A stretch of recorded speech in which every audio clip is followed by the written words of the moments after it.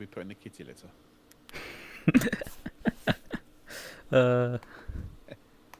I wanna start relatively on Well, time. we only got that's fine. typing. So GT4 cars are not mandated to leave a gap for GT3s to overtake. No, you don't have to basically give off the racing line if that's what you mean. It's up to the GT3s to get past safely, but GT4s just be mindful. Now, I've seen it in the last championship that a lot of GT3s were just sending it up the inside when they were like, I don't know, half a second plus behind. That's just not doable, especially as a GT4 is just about to do his corner. So it'd just be mightfully helpful that if you're not within, say, half a car length behind them, just to then prepare yourself to have to take the corner slower and then just come out a bit quicker so that you get past them safely. It's not hard, you just have to think about it and be smart about it. But yeah, GT4 stay on the racing line would be the most predictable, but if you can use your blinkers, if you prepared to come off the racing line to let the GT3 through, just do it and use your blinkers so that the GT3 behind knows that's your intentions, because otherwise it can cause a big mess. Is that clear for you, Hello. David? And there'll be more kitty litter. Yep, we'll invite to speak. The briefing is dragging on longer than expected. So There we go. I could have just scheduled the race. The stream started a bit later today. I'm Italian, so my English is not very good as yours. I have a question, guys. Sure. I am in a GT4 car, and I blinkers because I have all the buttons are complete. I have not space with the buttons. Yep, that's not a problem. If you can't use the blinkers, then that's not a problem. It's just a device. If you can map them, use them. If you can't, then it's not a problem. So it's no problem if I have not blinkers. No, it's not a problem at all. Just try and stay as predictable as you can. It's understandable not everybody has like 30 buttons like I do on my steering wheel. I read that I have to let pass the car in the sector, right? Yep. So if it's a very unlikely situation just because of how fast GT3s are compared to GT4s. But if they are like 0.6 behind and they're struggling to get past you, which is an unlikely scenario, then just try and give a little bit of help, like let off the throttle a little bit. But you don't have to, just for the simple fact a GT3 will just basically out accelerate you anyway. They got like the better part of 200 more horsepower than a GT4, so you should be okay. I have the last question, guys, so we can read. The pit entry is open at 30 minutes, right? No. There's a 30-minute pit window, so as it's a 45-minute race, it'll be, I think it is, if I calculated it right, 7 minutes of nothing, then the pit window opens, and then it closes 7 minutes before the end, something like that, or 7.5 minutes before the end, something like that. Okay. But it's basically in the middle part of the race is where there will be a pit window, and you have to pit within those 30 minutes to do fuels and tyres, and if you don't do that, then it just doesn't count as a pit stop, and then you'll get a penalty at the end. Yeah. Okay. Thank you so much, guys. Very appreciate that. You're more than welcome. Cool. Right. Are we all clear on the blue flags, and then we'll move on to yellow flags, red flags, and meatball flags? I do be considering the offer you gave me. I think Max is asking about this. Yeah, I think we can. Move on. Yeah. I think that'd be fine. Everybody upload liveries. If you haven't done so already, do it. There's a good website. It's under, funnily enough, I think it's the tab that says car liveries. Oh, it does. Yes, it says car liveries. Really? Yeah. Interesting. I've already synced them just now again, but like, no. the thing is, they had scheduled. I was just going to touch on stewarding. We will be stewarding this evening. Which they had the event scheduled for practice to start at 19:30. We've unfortunately lost one steward due to health problem. We've got, I think, 2. So we'll we have live be stream running stewarding for you guys this evening, which moves us on to how that works. Obviously, it's all done automatically via our sort of spreadsheet that we have. So just just carry on your way as normal. If you get contact, where it's been logged on our spreadsheet, and we'll deal with that accordingly. Yeah, If for any reason you want to appeal a penalty or something's not been picked up, you may do that after the end of the race, and you have 48 hours to get that in before we release the results on SimGrid. We also potentially then could be running a red flag in today's race. Effectively, what that means is you get one shot at everyone going into T1 like a madman. Effectively, if there are, oh blimey, do the maths, Hayden, 7, 8, 9 cars crashing out within the first two sectors, you'll see in-game chat, red flag, red flag, red flag. Please slow down to a crawling pace and make your way back to the pits. We appreciate if people are in VR, they might not see the in-game chat, but you'll instantly see cars effectively slowing down to almost a complete stop. So please follow suit. Please don't crash into the back of people by not seeing. It's going to be very clear that there is a red flag, because no doubt there'll be yellow flags flying around everywhere, and then you'll see the in-game chat will say red flag, red flag, red flag. Make your way back to the pits as normal. Oh, sorry, we got a good thing. It's all right. No. Yeah. We've got a good thing. Pete's about to do and sort out the red flag for us, so it won't be me doing it, which is good news, because it means I can just concentrate on racing rather than concentrating on the map. That was a bit worried about that, but at least that's cleared up. Yep. So yeah, thanks, Owen. So yeah, go make your way back to the pits. At that stage, we will take a copy of the replay and look at the incident that was caused. Effectively, then we'll take a note of that, of whoever it was, or multiple parties involved, and then we'll do a /restart in the session, which will take you back to your qualification positions. Any penalties thereafter will be applied to you on the start of the formation lap for effectively the second time. There will be no further red flags in the session. You get one shot at being trying to win on the that would be quite something. Trying to be a donkey. A donkey, thank you. So once the session restarts after the red flag, so you're actually considering doing it, so I don't think that's so wise if you're at caught all. being a plonker out on track for the second time, you will be giving our penalties more strict, and you'll be given a worse penalty. After lap 1, everything goes back to how it was.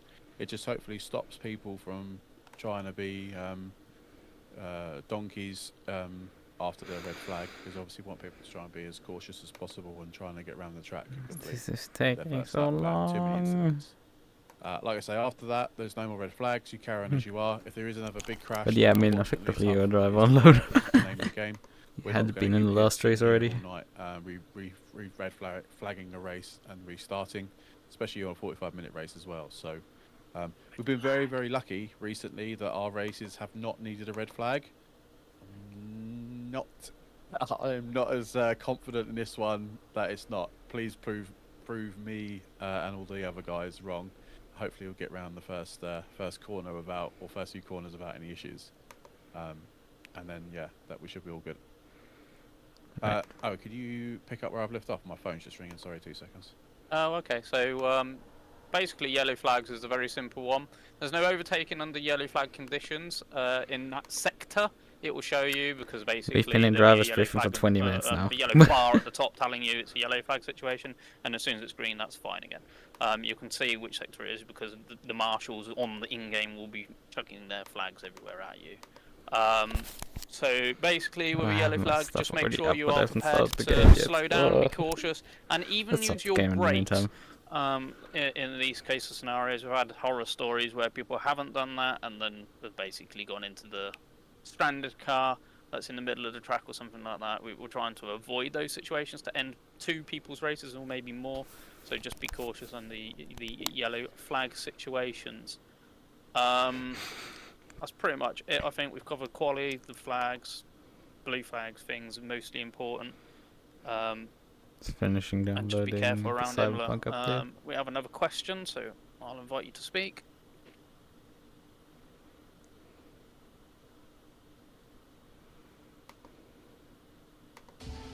Or if there is any other questions, people put your hands up. Okay, guys, sorry, I don't have the Italian more. I am in VR, and Yep. I understood that you have spoken about something about red flag and yellow flag, but I don't understood what about. Okay, so when you're in VR, you can't see an admin type in the chat, can you?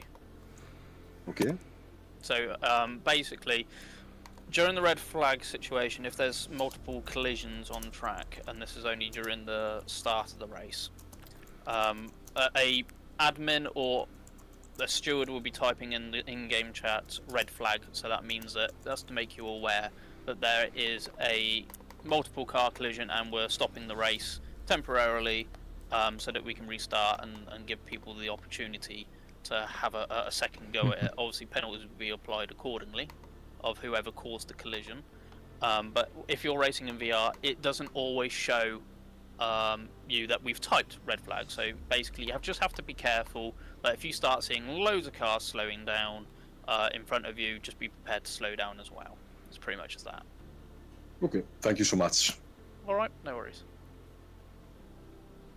So let's hope we can finally wrap up this championship. The server goes live, so is there anyone with any further questions for us this evening? If not, then the password for the server is in the chat. I can see 5 people have stuck their thumbs up already, so that will be the password. The practice lobby will close. Luckily so they didn't say it. I was like panicking then there. rejoin, and then you should be all good to go. One final thing from me, if there's no questions, go and show Mac No Cheese tonight some love over on YouTube. We'll be live effectively any time now. Oh yeah, right, I should probably put the link to the championship in my description. Oh, I forgot to actually put the schedule even in there. Top 3 in either GT3 and or GT4, please go over to the interview waiting room at the top of Discord, and we'll bring you in to have a conversation about how you race. You don't have to. You can be anybody. You can join whoever, but yeah, it'd be good to get the top 3 in there to speak to our commentator at the end of the race. Yes, Ollie. And watch my stream as well. Thanks. Oh, for God's sake! Mine. Promotion ban. Ban. Yeah. Do we have one more question? Hang on. There's a couple more questions. It's alright. Tino's up. Yes, Tino. How can we help? Oh, can't hear you. But no one's at home. 2 minutes, David. 2 minutes. Hello. Yeah. I don't think we can hear you. Maybe type in the chat if you can somewhere. For the sake of time-wise, if he gets his mic working, you can raise his hand. We have one more question. Yeah. Sorry. Guys, I don't see the password of the server. I will tag it in announcements. Okay, the Gallows already put it in there. It's multi_Imola. Fuck! Fuck! God damn it! 2 minutes to go. 1 minute to go now, effectively. Big thanks to everybody who has raced. Fuck! Please. We tried! It's going to be tricky. Everybody crash Owen out. That'd be fantastic. And have a safe race apart from that. Don't go and watch Ollie's stream as well. Awesome. Thanks, guys. Catch you. Right, okay then. We wanted to put the link briefly in there of the community, because I usually do that. Let's just grab that. I'm gonna get link the. But like, come on!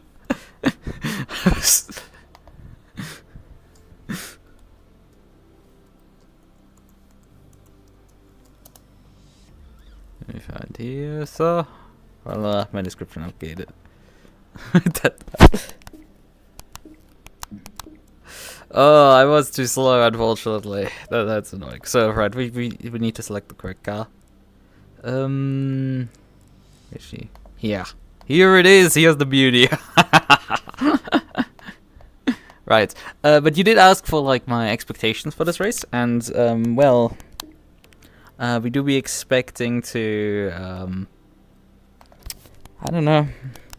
Hopefully, I'm not being the interviewer after the race. That's like the hope. from my testing, the McLaren is faster than anything else that is in the class. And not specifically Imola, though. I didn't test Imola specific. I tested on brand, all the cars with like for 15 minutes or so. So I have relatively reliable data for brands. And I did a one-shot for Paul Ricard, where I just did one power lap. And so the first flyer. And also I completed basically the flying lap for the high-speed speed test, because I wanted to mainly just have speed test data for how high the top speed is of all GT4s. And yeah, the McLaren is quite a bit faster than a lot of them. You notice, however, that a lot of GT4s are actually around 260. Like, most of them are there. Can reach that speed. And include... Some of them top out at the end of the straight. And, who do you think will be driving the car at Bathurst? I don't... If I can't drive, I don't know who else I have at that rate. Outside of you. The question is, how early will I be back? Because we were invited over to grandparents for tea, effectively. For tea time, like Kaffee and Kuchen in Germany, it's called. Oh, well, I had something on my clipboard that wasn't quite the right thing. I had copied the password, but I guess I had moved it out of my clipboard then. Okay. In any case, But yeah, I did... what's it called? So we invited for like coffee and... and cake, how it's referred to in Germany. But like with them, last time we were over there, they also like forced everyone to eat dinner because they had cooked for everyone dinner despite having not said it. And I mean, technically we're not over there for their birthday because I don't know, the freaking... They're not boomers, they're actually silent generation. No, actually they're older. I think they were born during the war still. In any case, you get... I think that's silent generation, I don't know. But yeah, they... Why is everybody AM besides one driver? That is an interesting quirk. Yeah, the thing is, that's why I don't know when I will come back. Also, if we don't eat dinner there, where are we gonna eat dinner and when? Because you know how I had to schedule for Misano around dinner. And every single other round, but you were in Misano there. So, point being is like, you know... Boah, it's hot on the server here. 31 air temp, 39 track temp. Yeah, it is really hot on the server here. Yeah, you get my point perhaps. That's like, I don't hate the food, it's just like, yeah, I don't quite know when I'm back. And I mean, you don't even know with family gatherings, like, are you gonna be stuck there till like 10 PM, or if you're just gone already before 6? And it's like, it's just up in the air how long you end up being stuck in some location like this. I think that's the name for... it's the generation before the boomers, I think. If I know it correctly. I don't even know anymore. Don't ask me particularly about so much social stuff. Social studies.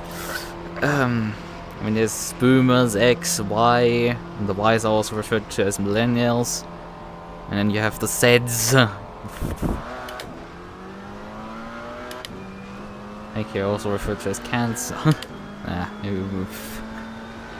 Depending on definition, I am a Z, but I'm also a millennial. It's like...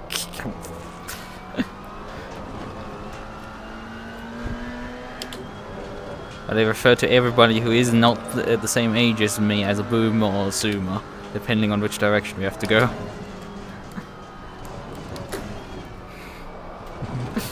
And which insult would be more fitting?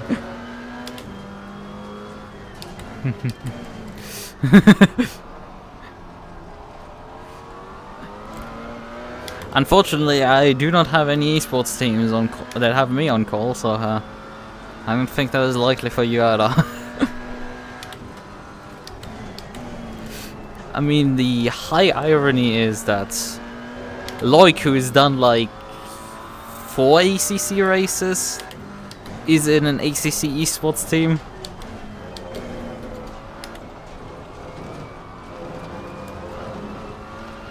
I mean, there is some interesting deep lore with like the guy. I know the guy who runs the ACC esports site for Ferrari.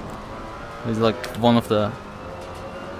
I don't know what his specific role is. He's not a driver, but he's like some sort of management position, or driver manager, or something along those lines.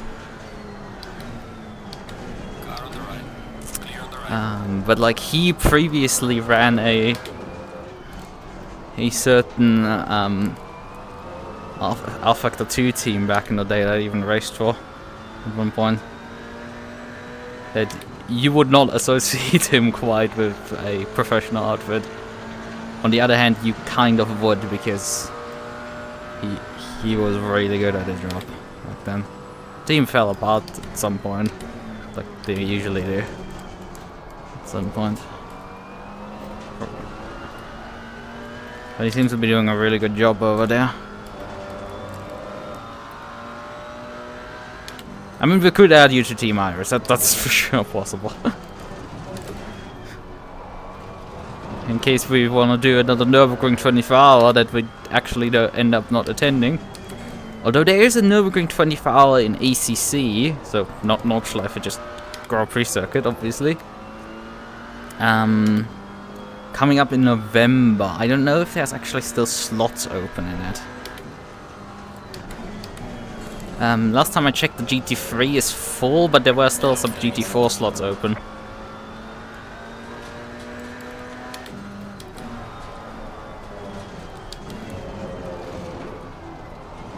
And there's obviously a couple of other Enduros coming up this month. I mean, it wouldn't be particularly hurt if you then...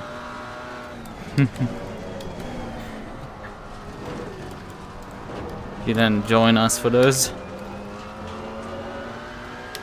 I don't know it off the top of my head, it's unfortunately. And I don't know if there's even slots at this point still open.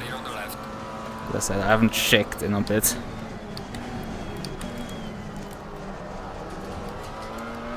Don't ask me after the race. I'm just busy right now. Or maybe actually I have time when the GT3s are doing quali runs, and I have time to check. I think it's like 12 or something. No, his lap wasn't particularly that great. Oh yikes! Okay, I think we're not challenging for the front here tonight.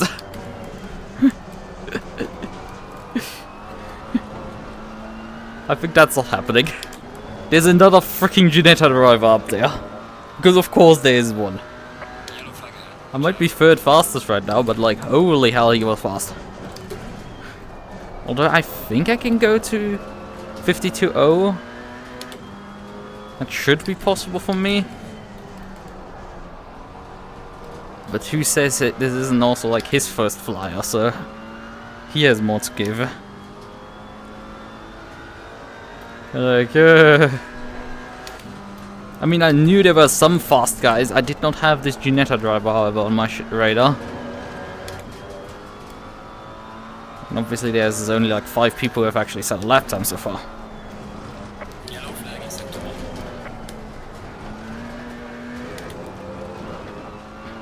And I'm not really finding any time. The car's just not wanting to do anything in that direction.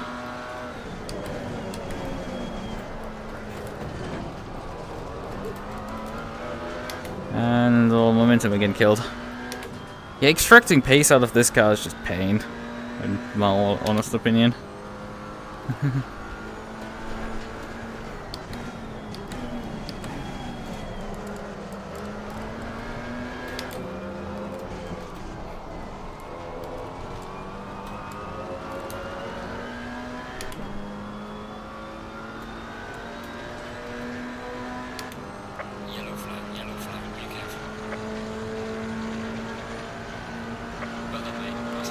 I still have 7 tenths to go to that guy.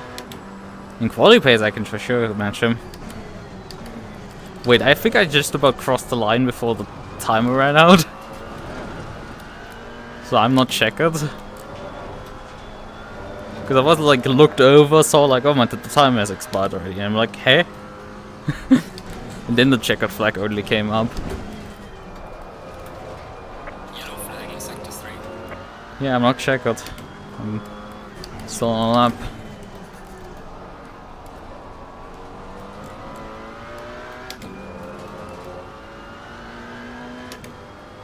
But it seems there's just not much pace right now in it. Can't get it out.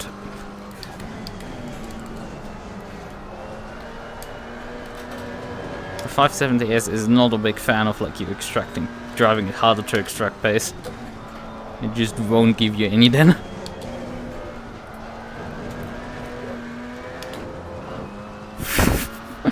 That was like a complete failure for that corner.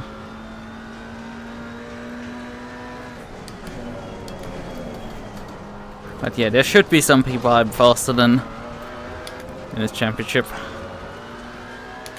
If I'm the fastest, I don't think so. There's that Ginetta, it scares me already.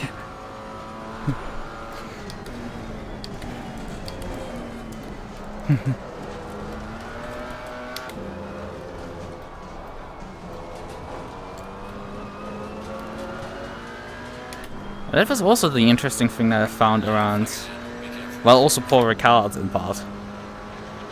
Because the Ginetta did relatively well at Paul Ricard as well. The track is fast, that's probably why I'm struggling to perform. Oh yeah, GT3 just noticed he's driving out in the wrong slot. Oh, I have also more fuel than I actually need. Oops. I was carrying 86 liters when I don't need that much.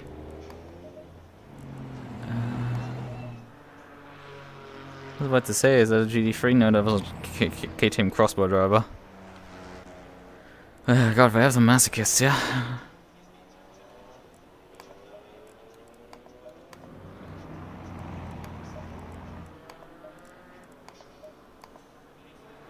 Let's see what we can do with this.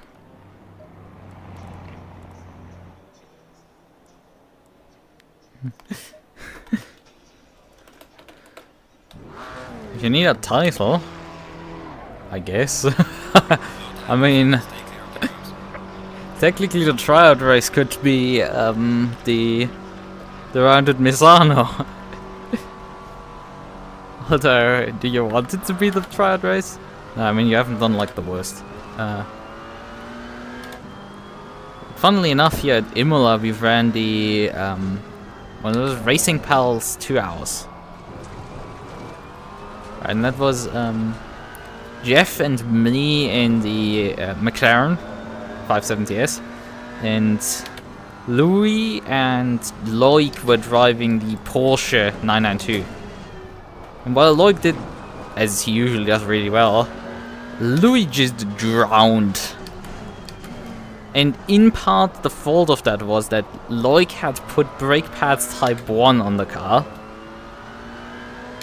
Or he didn't touch the setup, so it stayed on 1 because he cannot adjust brake pads to save his life.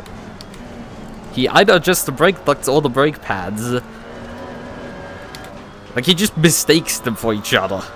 And it's just confusing for everyone to deal with. So Louis ended up on bad brake pads, besides him probably not being that fast. He's also supposed to drive here technically in the GT4 class, but I don't know, he signed out of this round, it seems. I haven't looked, because I earlier saw a confirmed list and he was on the denied list.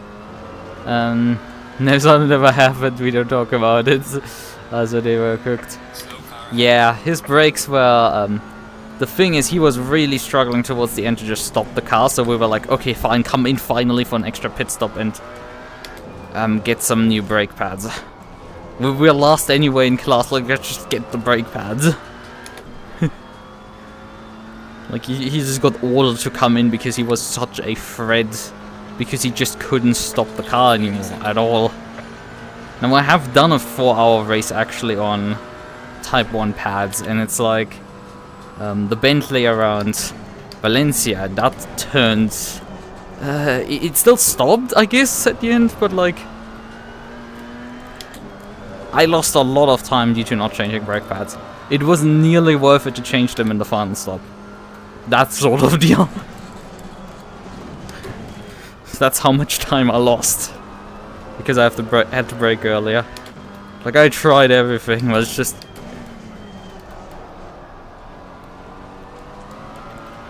And yeah, and that was my mistake, by the way. I raced that race with Loic, and that was my mistake to put Type 1 pads on, because I thought they would last 4 hours. But that race predated the Imola one by like 2 or 3 weeks, so he should have known at that point about it. Or it was even more, perhaps.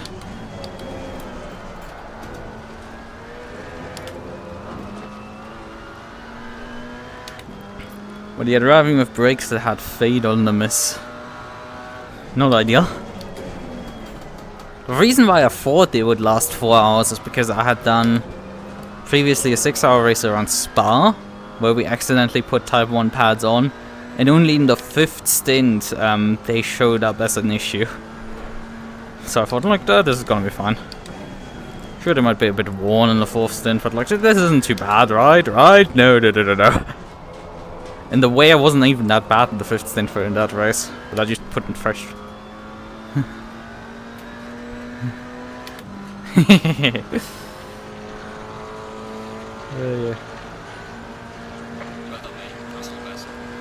Right, we were up there for our first flyer, but we're coming up to traffic actually.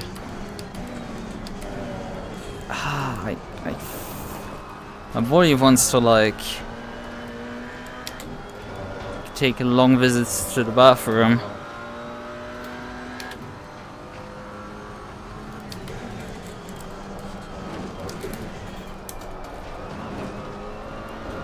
Okay, he's off.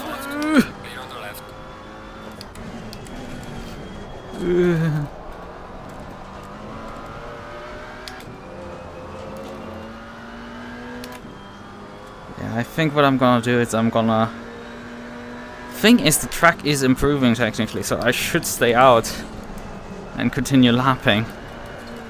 But I'm also like, I don't think I will want to do the race, the entire 40-minute race with my stomach cramping, so...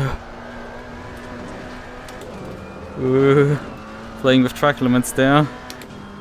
Also heavily in the rev limiter.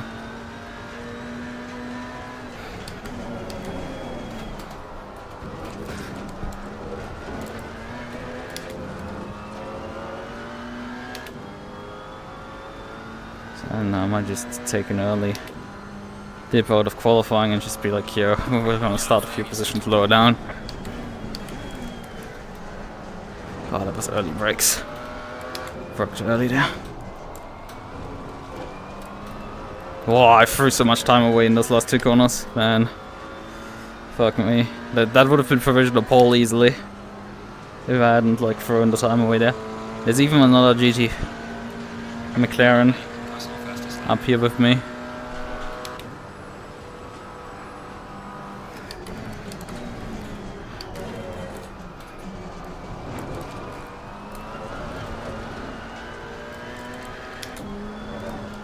Did not make up the time again on the exit there. I think this lap is dead already. And I mean, I have this slow guy in front of me who is on a blue flag! Car on the left. Off. Let's call this. I mean, I'm pretty sure we're gonna drop more positions than this.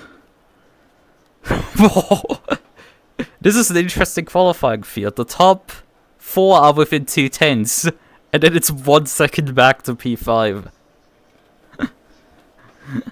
What the hell happened here? Who has not set a lap yet in GT4? Well, there's 3 guys. Yusuf, Ferrari, actually Fastelli. Fastelli is also someone who has not set a lap. Right, I will excuse myself. And will be... I mean, I have about 16 minutes. Actual qualifying time would be another 2 minutes left in Qualy for GT4. Then it's GT3 time. let's just... I don't know, switch back to my car. Like, switch to this perspective. So... alright, okay then. Till in about 15 minutes.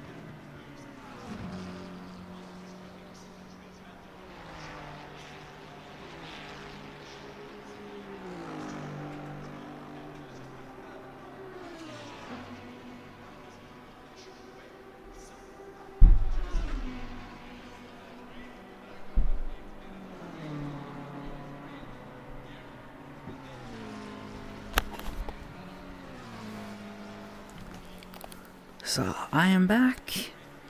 There's 5 minutes remaining in qualifying. So I did see that I was demoted at least to P4 already before I left, before I returned. Guess 7 RTG.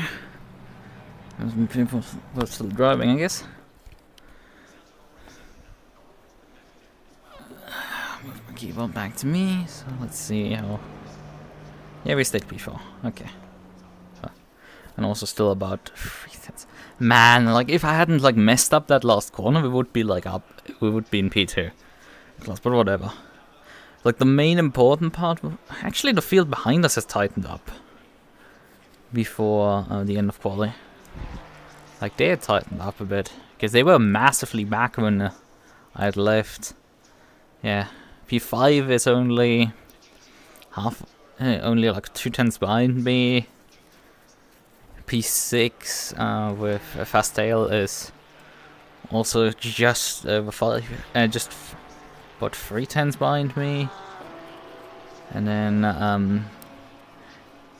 Gazo is in P7 with 8/10 of pole position, about 6/10 of me, with a crossbow. He's the highest rated driver in the entire GT4, but like this just shows how awful the crossbow is. He's drowning in the damn thing. Like he's 4,500 sim grid rating. Like I think even higher rated than any GT4 driver.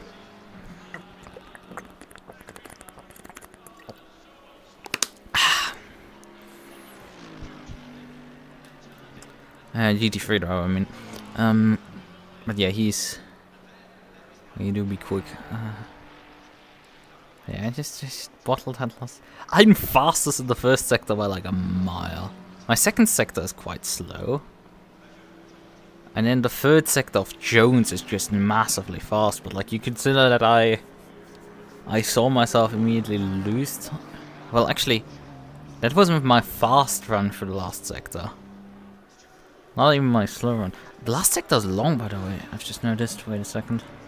When does the last sector start? Yeah, the last sector starts when you head into Aqua Minerale. So, right about here. I mean, we can demonstrate with the smoke again. When he's plunging down the hill here and goes into this corner. Right as he turns in, that's split into Sector 3. So, I had a faster run through the bottom corner, I think. And then had a relatively good run through the chicane. So that all was negated in the last 2 corners. So if you take that into consideration, I had like a Sector 3 that was actually quite fast. Probably close to where Rosenfeld was. With 51.6 there. Probably even faster, 51.5 something, but like not quite 51.3. So I don't think I would have quite been able to beat Jones. Maybe if I get like mega lap, but like I guess I had that mega lap and like it just threw 2 sectors away on it. So there's that.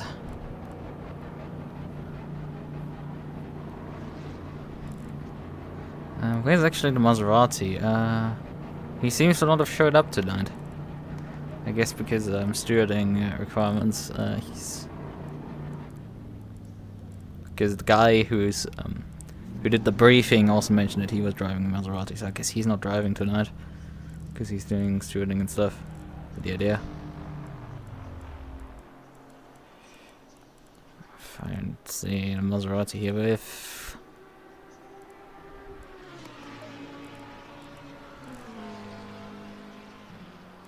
.41, 41.45. Actually, I don't think that fast, and there's like a really big gap to P2. What was my pole position time for the BHR race? It was running low temperatures, I know that. The Black Hornet event in the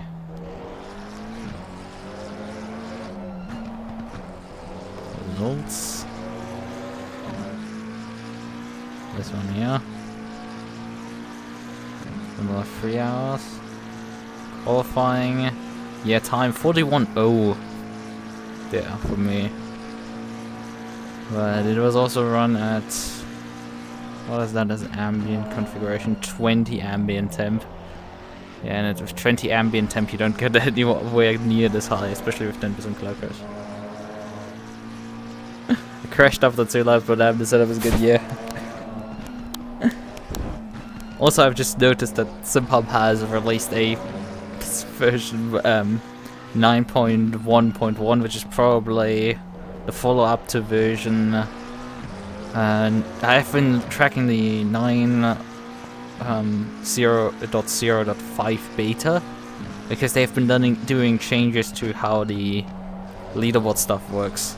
So you have more functions for extracting data for different games. That could be interesting. I don't know if the object in .NET is gonna change there, which could do some interesting stuff for me. Luckily, I haven't quite. There are 2 plugins that can be affected by this. Luckily, none of them are public released. Well, one is publicly released, but like I don't have the ground for it. So, yeah.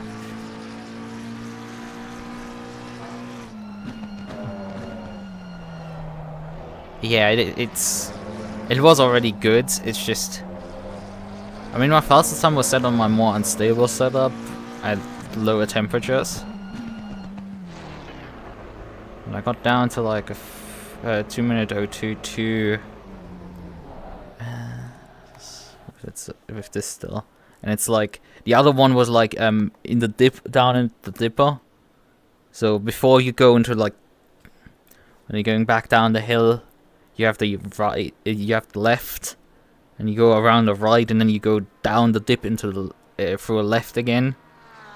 And that right hand I would get oversteer on my previous, so it's like this is a massive improvement because it doesn't motor you down there. But still, it's like, oh hello there. But yeah, the Go Setup's Bathurst setup for the 720S is really good. It's funny, like the best setups I've ever driven, like in this game, kind of are Bathurst setups. Although the Porsche setup for Go wasn't particularly great. It became great after my teammates made some minor modifications to it, and it just suddenly flew, that thing. Like holy hell, that was good. But yeah, this McLaren setup is quite up there, right?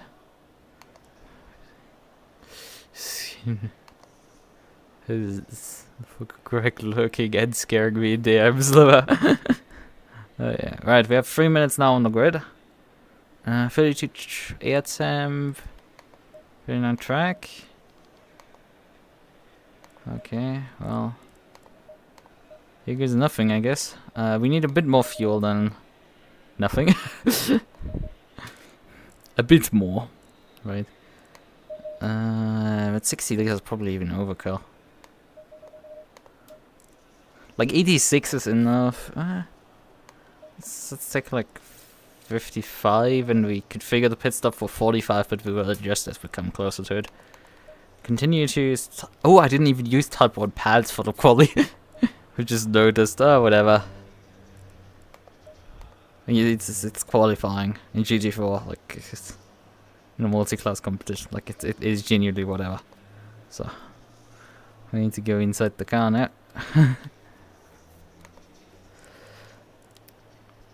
Yeah, how did the GT3 Qualy end actually? Last time 41.4. P2 being a 42.0.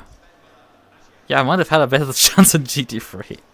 But it's interesting. I would have genuinely, I think, been in both categories up there if I would be fighting for wins. Not quite, I think. That's gonna be a bit more of an ask, but although, I mean, from P2 to, what is P16. P2 to P16 is 1 second in GT3. That is tight. Like, that is a really tight field in GT3 up the front. And then it starts ebbing off. There's at the end of it is a 46.2 from someone in a, also McLaren 720S Evo. But yeah, the field made up mainly in GT3. Well, I should get ready. But yeah, we have a really diverse GT4 field. Well, there hasn't two drivers who have not put a time in GT3. GT4, sorry. No, we don't want that. So, go back up jacks briefly. 30 seconds. I didn't check what my pressures were actually in the run earlier. But I did apply them to my pit stop. Let's hope that it's alright. 20 seconds. So, start the engine. So, you're a wizard, Harry. That joke had to happen. Well, it's interesting, actually, just noticed. In the showroom for multiplayer, you get the old number plates applied to your cars. Compared to single player, but in the multiplayer, actually on server, you get the new number plates.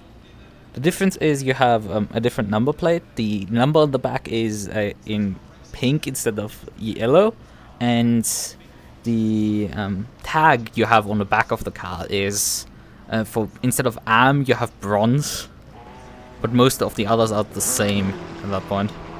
But like AM was changed to bronze, I guess, to, I don't know, stop insulting the gentleman drivers.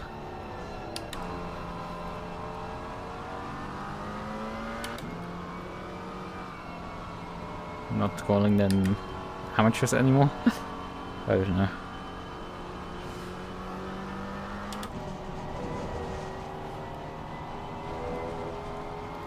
But it is a strange thing. It's interesting how this game supports such mechanics. Like, there must be someone who put quite a bit of effort into just the livery mechanics, that like it can handle number changes, the class categorization, the category, not class, category, can automatically on the fly change all of this stuff. It's quite impressive, honestly, what ACC does in that sense. And it can like just have different number panels when you load into different sessions.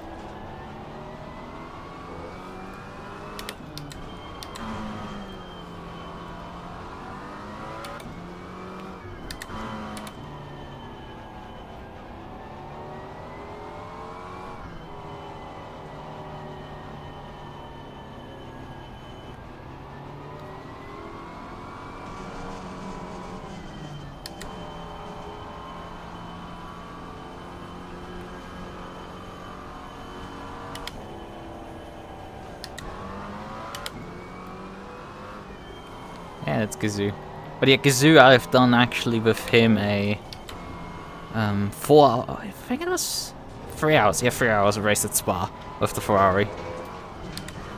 That was also a really good setup we had for that car. Like, he was wholeheartedly impressed with it. He had recently also done a Spa race with a Ferrari, so, and I had done the day before a race with that same setup. He was wholeheartedly impressed and would prefer to have that one for his race. Lichten seriously whipped some stuff up. Don't know how good the Go setup was.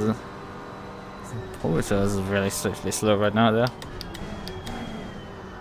Potter, sorry. Mr. Potmaker.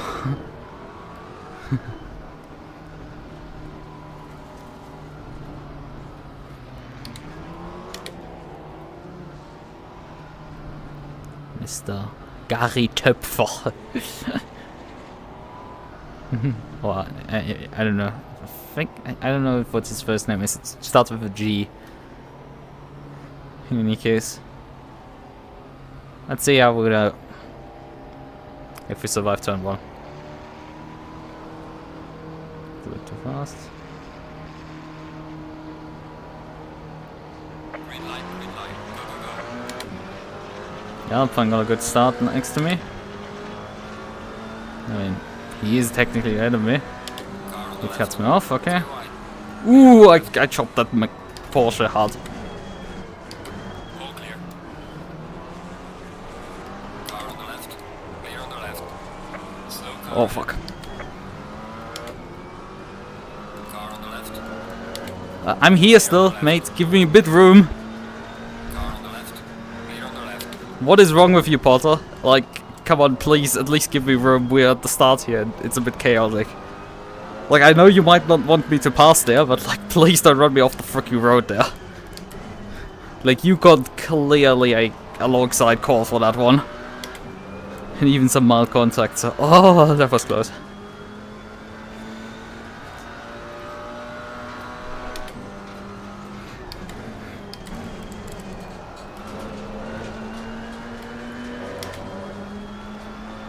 Still there, yeah. And the fun part is, at least the GT3 that was on my right-hand side of me even had backed out early.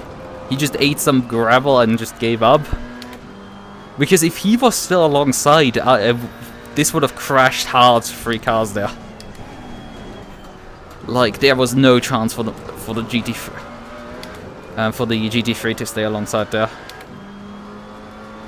Ginetta was really fast for that chicane. You should be careful about him.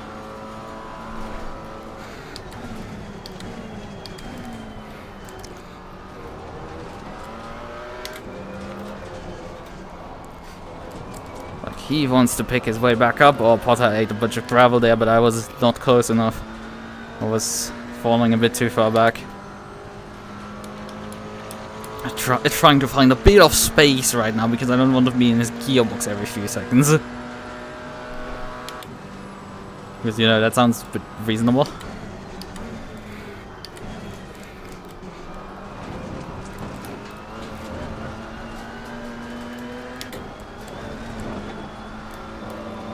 There's GT3 coming by. Car on the left. Clear on the left. That was not a wise decision for me. Compromised me pretty badly there.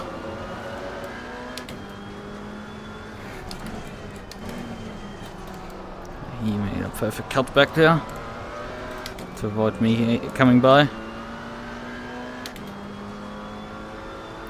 He's getting fast on the outside there.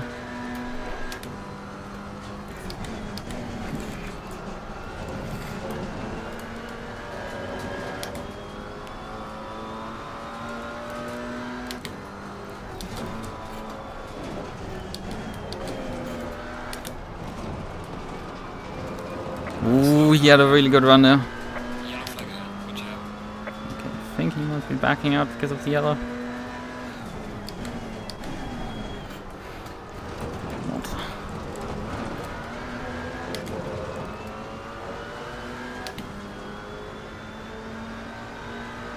Obviously, we have a lot of straight line speeds in the McLarens here.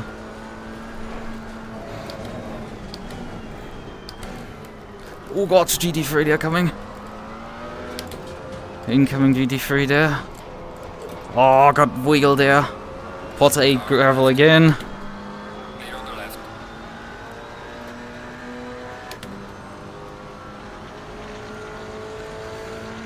You want to defend against me? Or you want to just have slipstream? Oh, fucking hell, Jesus Christ. Car on the right. Clear on the right. You don't need to ask me twice for that opportunity. Oh, there's another GT3 coming. Hopefully he doesn't dive me there for the next corner.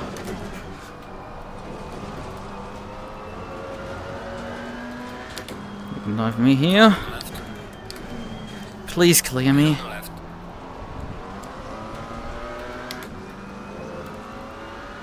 They're going side by side behind, which is useful for me because it gives me a bit of breathing room right now.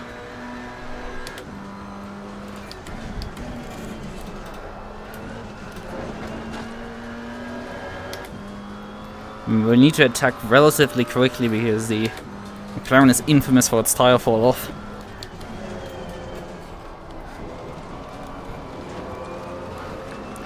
So if we want to have a chance on the Alpine, we need to do it relatively fast.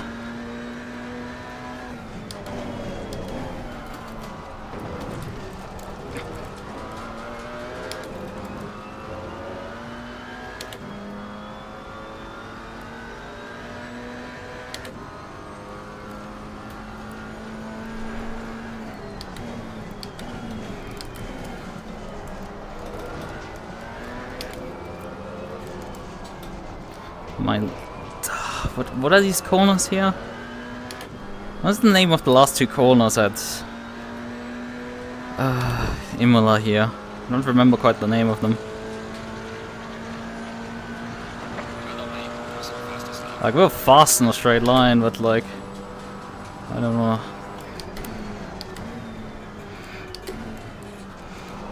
Make the move here, and yet it was a bit too far still back.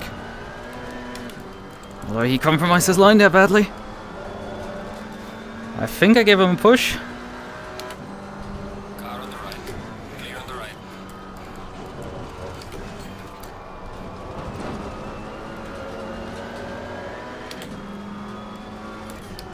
Car on the right. This time around we're trying it. On the right. He did not put much fight up there.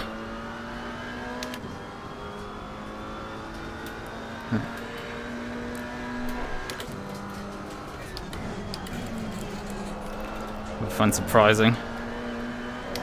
I mean, he knows I'm a lot faster in a straight line, but still, you can. Considering the following corners, he might be faster than me, so. But yeah, calm down, and let's get some gap up.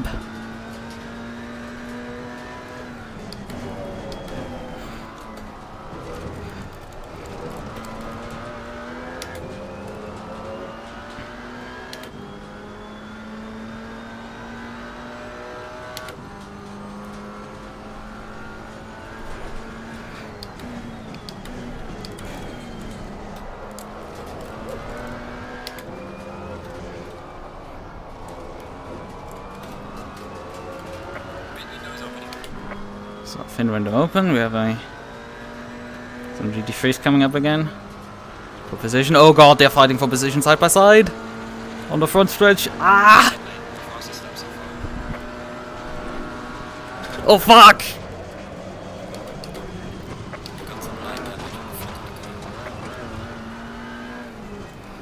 Fucking hell, I tried everything to get out of their way, but like they still crashed into each other like some fucking morons. How bad is the damage? 13 seconds. Oh, fuck you, GT3 drivers. Just fuck you. I specifically mentioned in the briefing. During the briefing, like, hey, pay attention on the front stretch.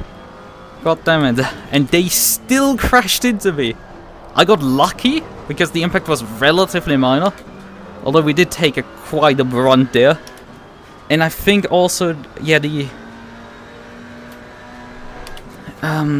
others behind me were also eliminated. I think the only one that got through is the Alpine without taking any damage.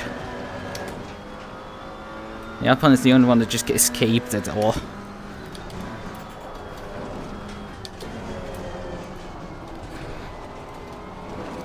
Because I definitely saw the Potter hit the wall there as well. And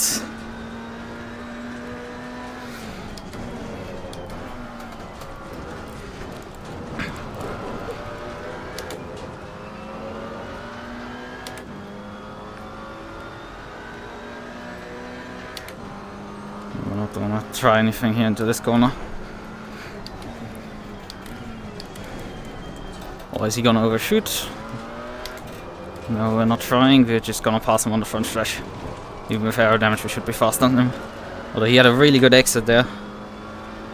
Really good exit from him. Well, this is gonna matter. But yeah, as I said, the Potter hit the wall there, and the Ginetta is just missing now. Car on the left.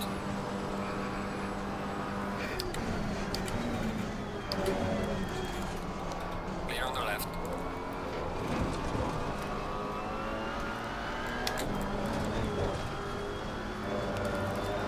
And there comes the other McLaren back at us.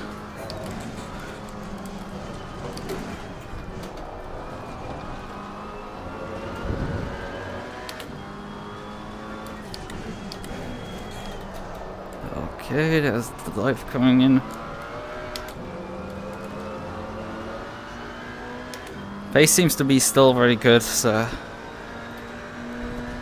yeah, as I said, we got lucky as all hell with this incident. Oh, there's one of the Lambos again. Oh, please just clear me into this corner. please, if you go for this move, then dive. And not just, you know, try giving me room on the outside. That's not gonna work. Just not gonna fucking work, mate. You have to commit when you pass into Aqua. And if you can't commit because, you know, GT3 Qualy there, also learn how to drive, please.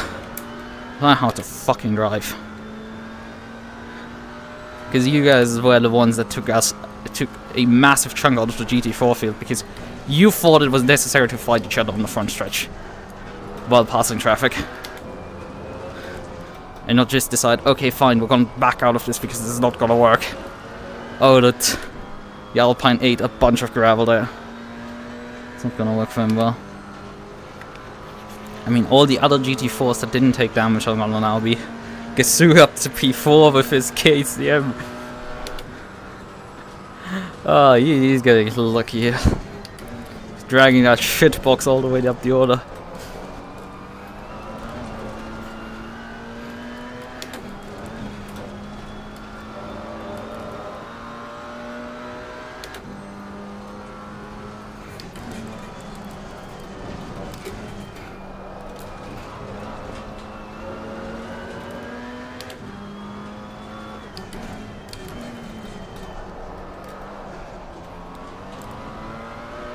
Okay, the other Potter is now by him, so it's now 2 damaged 570S fighting for the lead.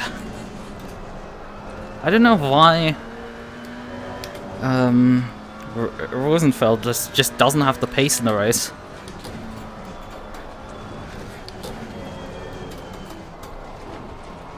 He's just falling off pretty hard in the race here.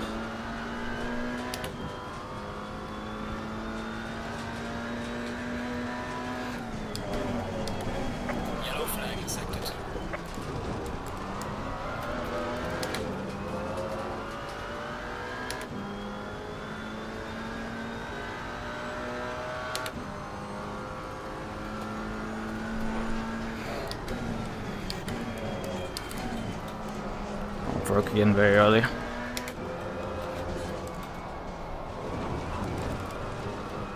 I just can't line up the final corner here. Yeah, you just keep messing it up every single time. That's costing me time straight up.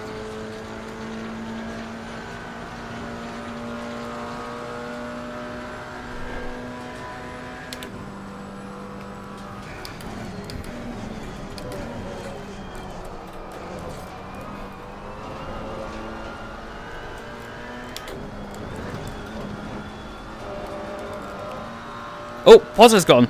Potter's lost it. I didn't see what happened, but he just disappeared all of a sudden behind me.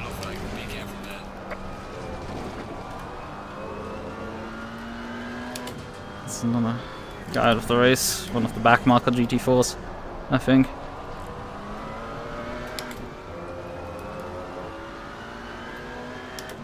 So it's now Rosenfeld, Fasttail, and... Actually, what could have happened is that the Ginetta pitted. That's why he's gone. It's just hard to find out. Because if he pitted to get out of the traffic, then he's in the lead of the race, effectively. I do believe he's faster than me, but it's like it's difficult to find out if he's still in the race.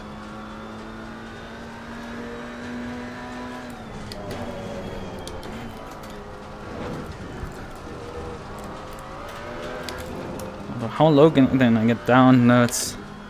Hood is the last guy who I can see on the standings. And I would have to look like... about a minute back to figure out who goes where. But I mean, it's not enough to tell if he actually isn't. In front I don't see far enough. So I would have to like look 50 seconds ahead and we can about see 36 right now.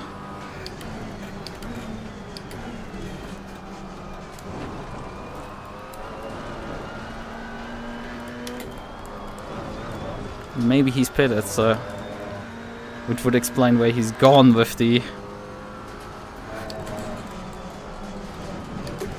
would be sensible because the pit window just opened a few laps earlier. I don't know, we just have to keep driving at this point. And see what happens. I mean, even if we aren't leading the race, not winning the race because the Jetta beats us for the pit cycle, because he did the smart thing and got out of dodge right when it was happening, then surely it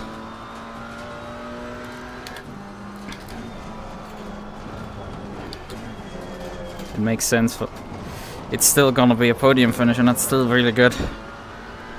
Although we definitely had a chance here to win, I would say.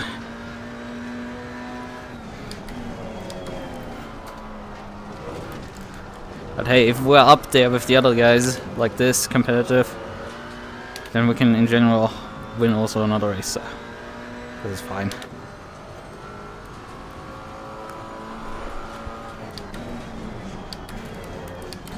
Don't quite remember which tracks were again on the calendar. There's 4 races on this calendar, I think? 4 or 5, something like that.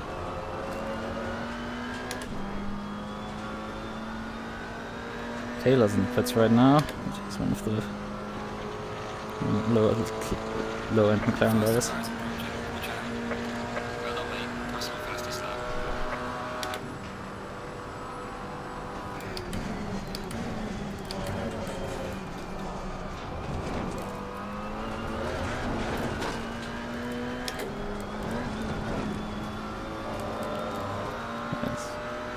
Race leader.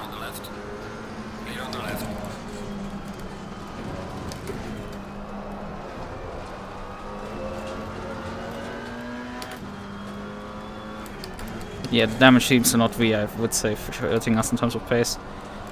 Car's going fine.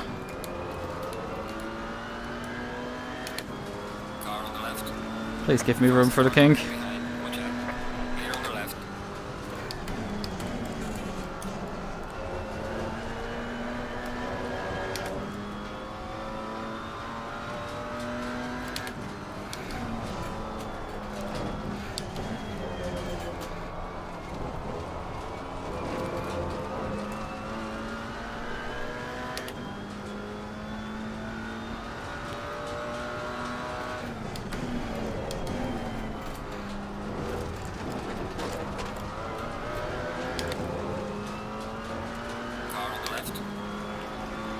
How much fuel do I need to pick up at this point? 8 liters! Okay, I nearly packed for the entire race in terms of fuel. That's noobs. I guess the 86 liters wasn't for 45 minutes, that was for an hour probably. Which doesn't make sense.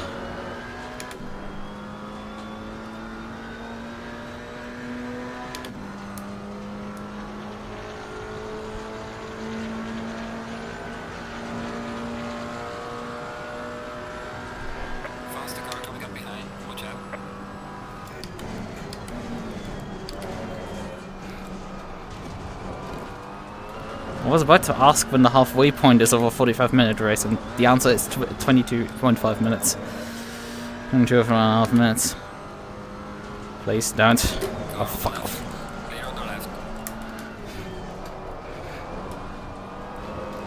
Not happy about that one.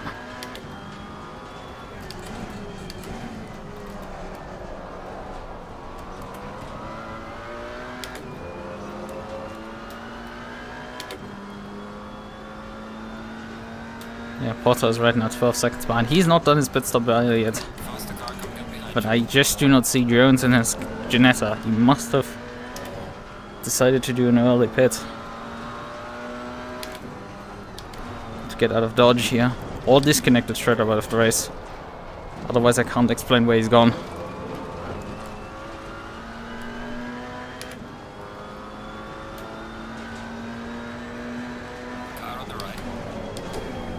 Please, GT3.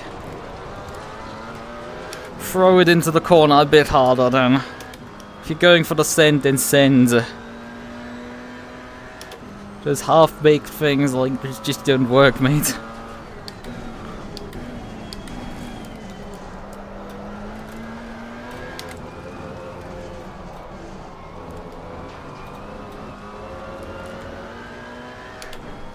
left. Yeah, we do one more lap and then we come in. Have to turn the fuel down though. Bit of breather here. He's not gonna close in before the end of the straight.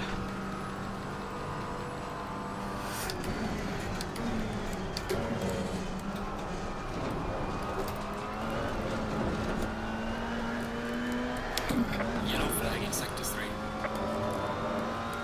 Car on the left. Clear on the left.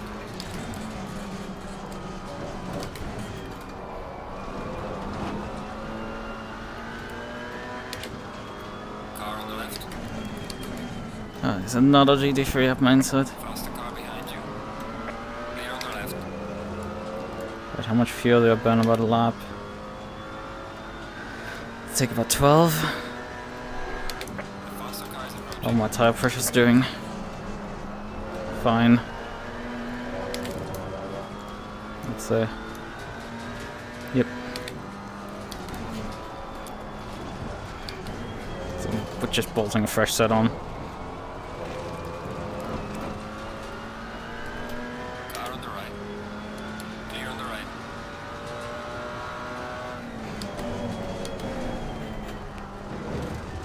Let's hope I don't speed into the pits though.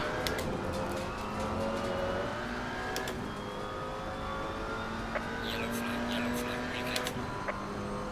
Slow car ahead. What the fuck? Come on, dude. Leave me free. Look, come on, bruh. Car on the left. Clear on the left. You're halfway through. Keep pushing. Car on the left. Clear on the left. Oh, I had to slow down hard because of the GT3 in front of me. Right, okay, tire pressure's applied, everything. From Gucci. Okay, where's my pit box here? All the way down.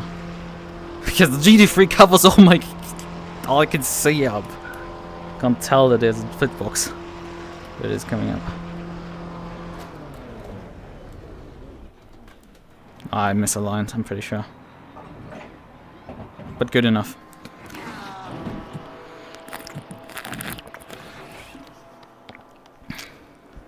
No repairs, we just take fuel, take tires and just go.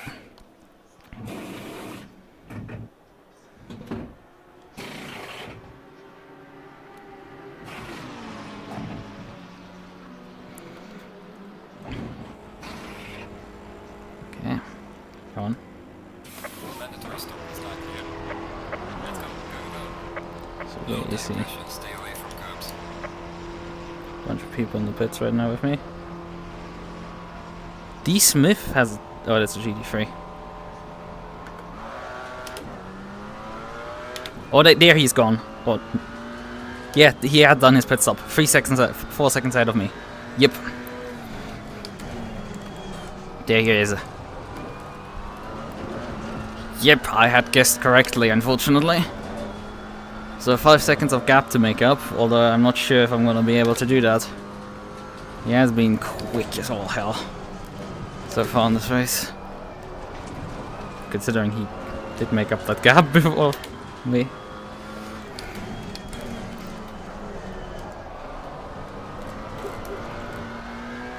But I mean, I nosed into a freaking wall, so... I'm in this here for justice. Because if I hadn't been taken out, it would be likely up the order for another GT3 wanting to pass down there. Faster car approaching. Watch out. Clear on the right.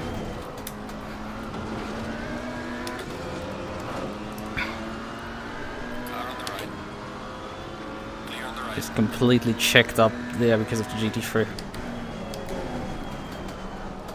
And we have to also get by the GT4 there. Move to lap. Race leader coming up as well again. Watch out. Well, different one this time around. Oh, what the hell are these guys doing? Car on the right. Yellow flag, be careful. Clear on the right. crossbow was not really giving up there to make room. It costs me time when I'm getting stuck in between a bunch of traffic. Car 55 got disqualified?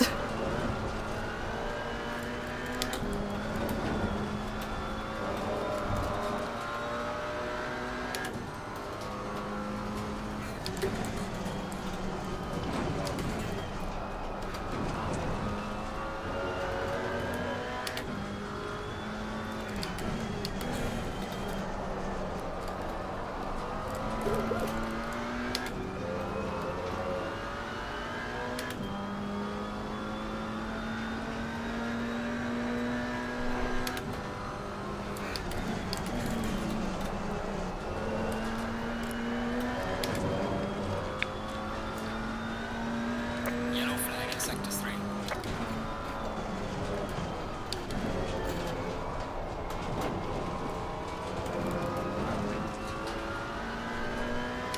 How long do I have left? 18 minutes.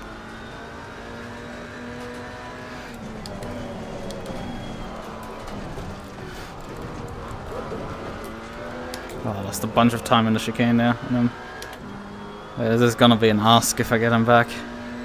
Traffic helped this lap quite a bit, but like, it's gonna be hard.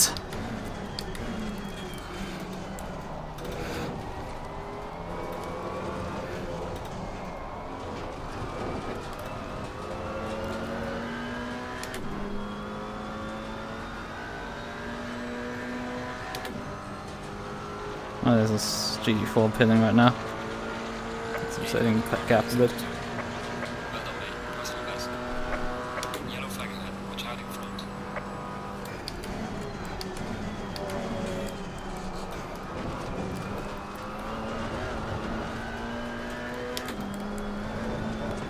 Oh boy, how much faster I am actually. It's only because I'm on fresh tires on low fuel.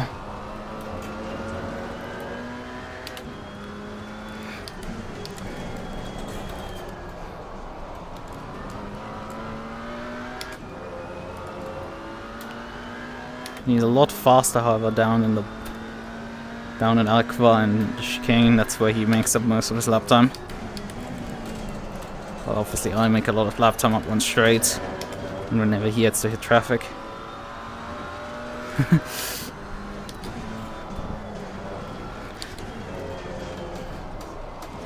Hey, you could ask her Sata if she's still single. You seem to really love her.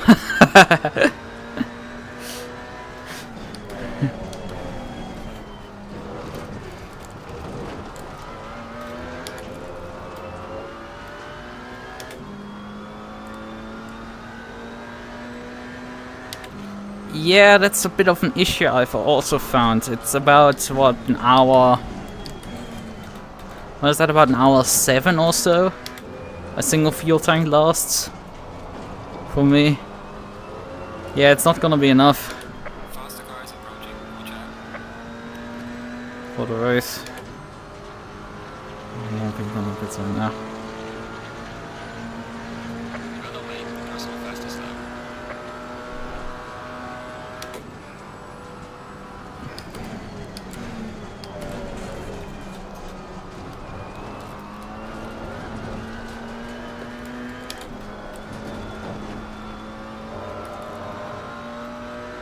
Oh, more GT3 battling behind me side by side. And they're gonna... On the left. Leave some light image on the car. Clear on the left. Faster car approaching. Fucking hell. Stupid GT3s. No, we have another... Just fucking back out for once. Jesus Christ, is it so hard to figure out for you guys?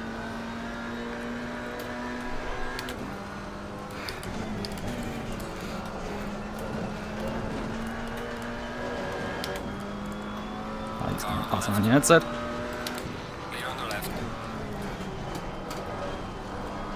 Faster cars approaching. Fuck. Car on the right. Got squirrely down there. This has cost me time again. We had a really good gain on him. Faster coming up behind you. Luckily, we got actually away without getting a cut track on the corner cut there. Around 4 stops for fuel? No. More than that. It's just over. That's the problem. You need 5 stops. It's 6 stints. You should be aiming for 5 stints as usual, but like, the issue is you end up with running short of getting to the end on fuel. But because it's Bathurst, so the likelihood of us just getting into an accident where we have to Car on the left. Be on the left.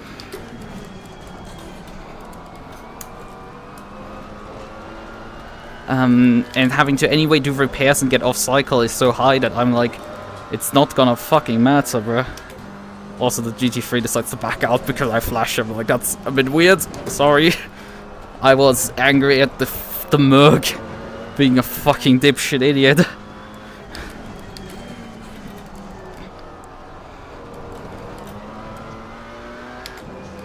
But that's the problem when you have...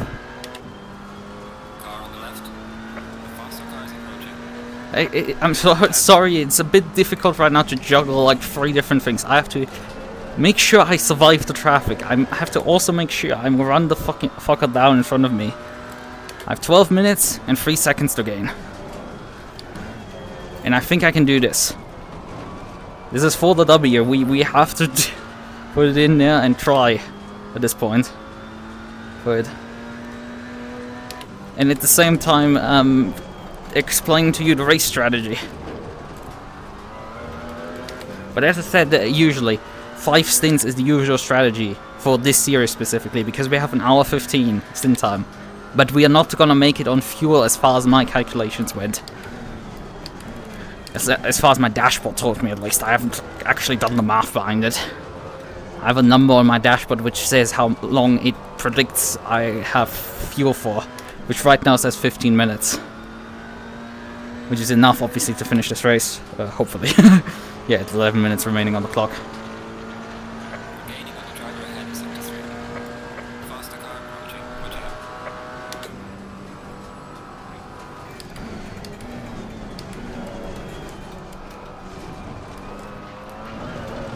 Oh, that was a bit much cut. Let's see if we get away with a track cut or not.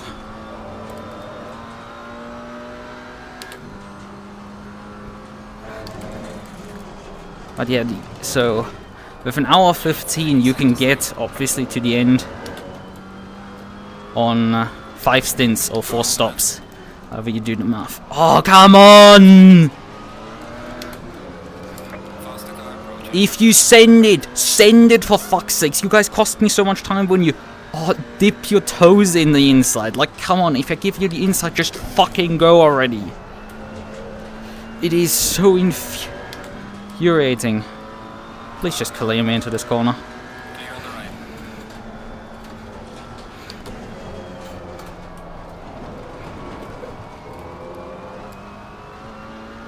Yeah, we lost a bunch of time there in this lap right now. To him. We were down to under 3 seconds.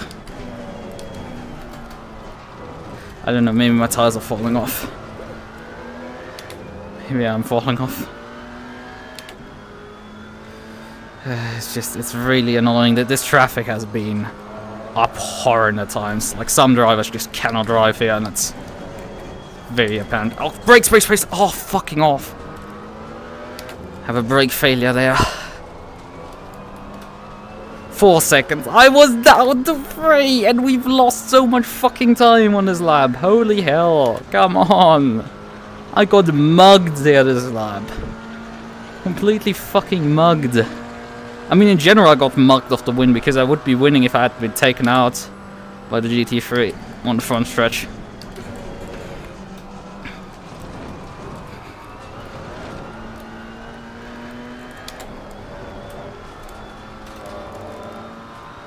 Slow car ahead.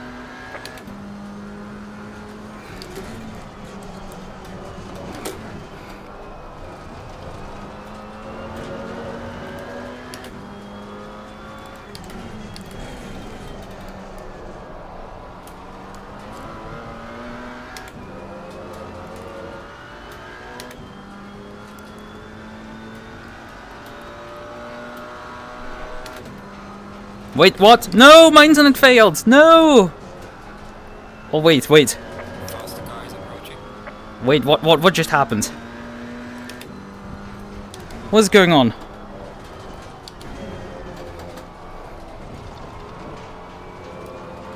My internet's there. He got disconnected. He's gone. His internet failed.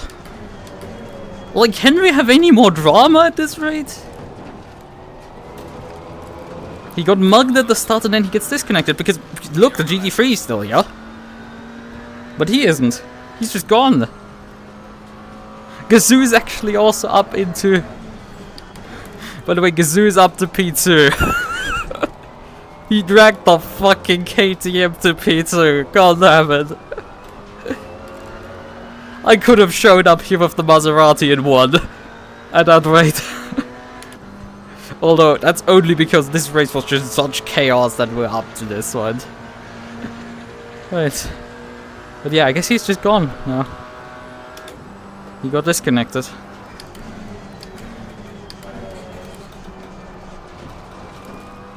Like, come on, that's a bit unfair.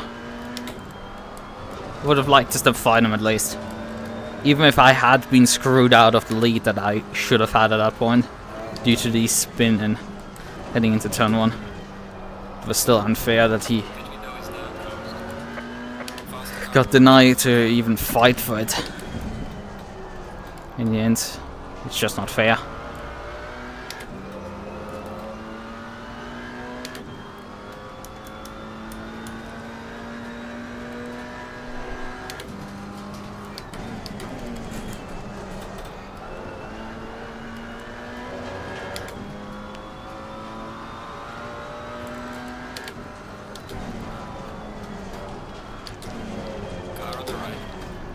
Fucking hell.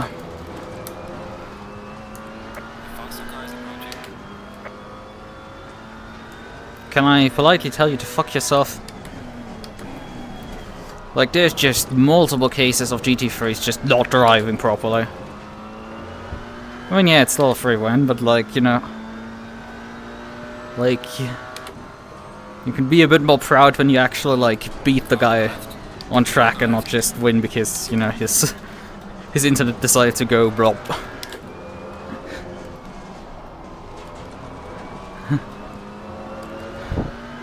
Yeah, I mean, in the middle of Aqua Minerali, a Porsche suddenly coming up is definitely categorized as a jump scare.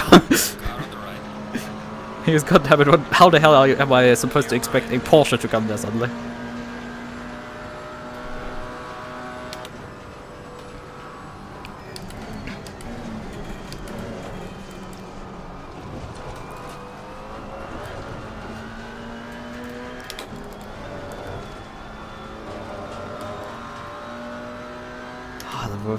The cold wind coming in through the window. I did open it before I sat down in the rig for practice, so I was sat down for the driver's briefing actually, because I sat since the driver's briefing in here.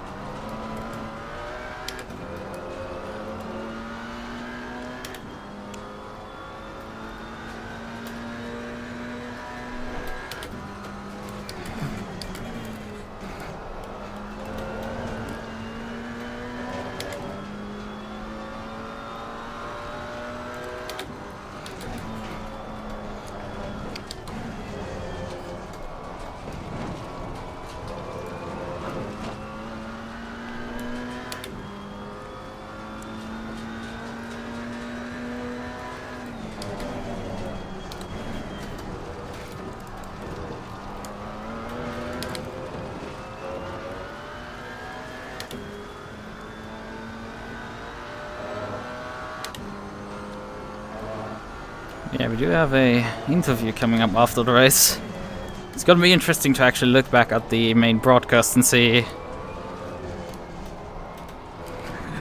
my car driving around the track, and also see if they have like any, you know, interesting incident. If they caught the big incident on actual video, or if they missed it.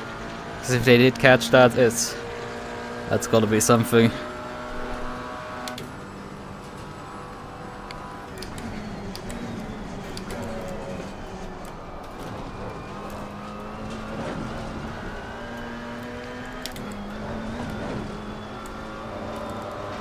Come on by, please. Clear on the left.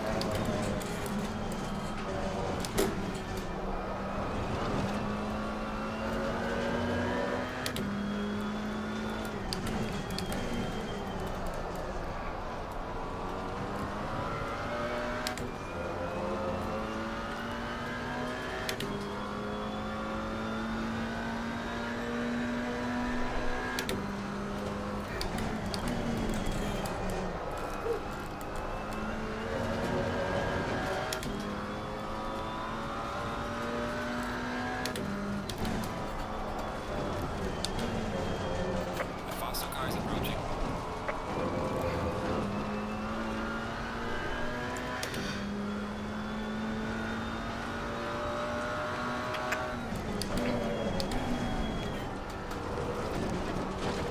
But yeah, I mean, I guess, is there something? No surprise, like, he has every right to be livid about, getting disconnected from the race server, you know? What the fuck just happened in front? Holy shit! That's the race leader has been taken out. That's the race leader just now rejoining in front of me. Or, he is no longer in the race lead. But the GT4, I think, took him out there. Holy hell! Like, that's a twist and a half! They were just the gravel trap all of a sudden. Oh, that's gotta get spicy. There's 2 minutes 18 not remaining, so 2 laps to go. And he has to clear another GT4 into this chicane here. And he seems to now be clear, but he has a second to close up to him, probably. Oh no, he hands the position back, okay. I see how it is. That's really nice. That's some sportsmanship right there. He saw his opponent get taken out and is like, yo, I'm gonna return the position, but obviously I'm gonna now fight for it. Because he was further back. I think he was completely out of the fight for that one, but like, he's now gonna obviously fight for it. Oh, there's a Porsche coming up. No, no, no, no, no, you don't think about doing 3 wide here. Hello? 3 wide. Merc? Are you blind or something? All clear. Clear on the right. Did you not realize there's a Porsche nearly rear-ending you and I'm up to your inside? Do we need to like give you a blind guy? Like you need a what is it called in English? Because we have like, well, it's service dogs, but specifically in German we refer to it as the blind dogs. Or like, how it's phrased, it's like, implies that the dog isn't blind, but like, that it is the dog of a blind person. Linden. What the hell are you doing, my friends? Clear on the right. Throttle, please! Give it all you can. Yeah, Gallo is still leading just now. Holy. Main broadcast chat, yeah. Yeah, I mean, he got robbed there. I mean, so did I, technically, due to the spin, but like, would have still been interesting because I'm not sure I actually lost like 5 seconds there in the spin and continue. Obviously, I did take a decent chunk of damage out of the car, but she's just still trucking on like 51-2, so there's nothing to slouch at.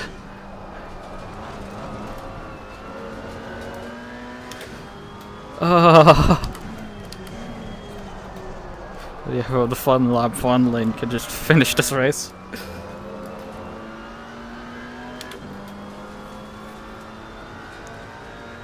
Oh, we win. Yeah, with the fuel alert, that's... Yeah, please just come by. Left. Clear on That the plans. left. Although, bruh, you're not fighting for any position, so it's like... just get by at that point, although he wasn't... Probably not sure if I'm blind like the other GT4 drivers, it seems. I mean, I had nearly 20 seconds of gap to the car behind and I lost like 2 seconds. It dropped down to 16 again. Just because of all the traffic that hit me there. Like, you just get utterly lost if they just... There's a bit of traffic clog up there. Leader has finished the race. Okay, we're coming up to the end. Brakes, please slow down. One more corner to go.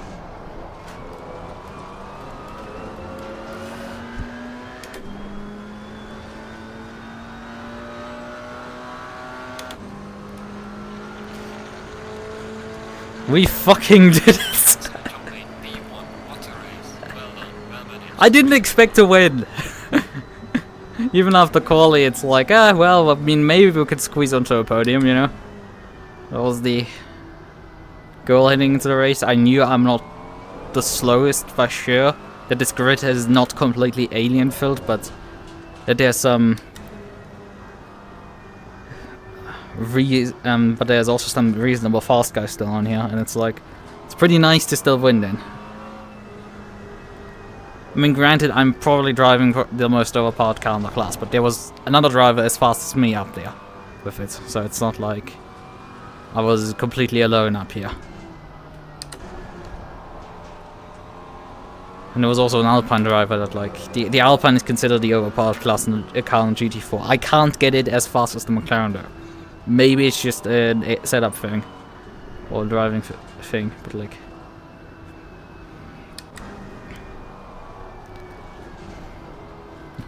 Oh.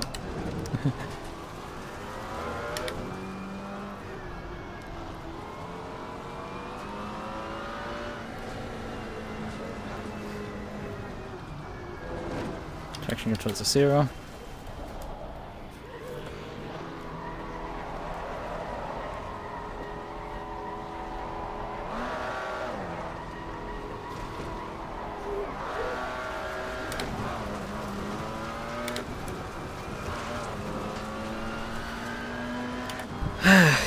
We did finish with it. What's it with ACC leaks and Scottish Scottish commentators? Oh, that's an interesting correlation.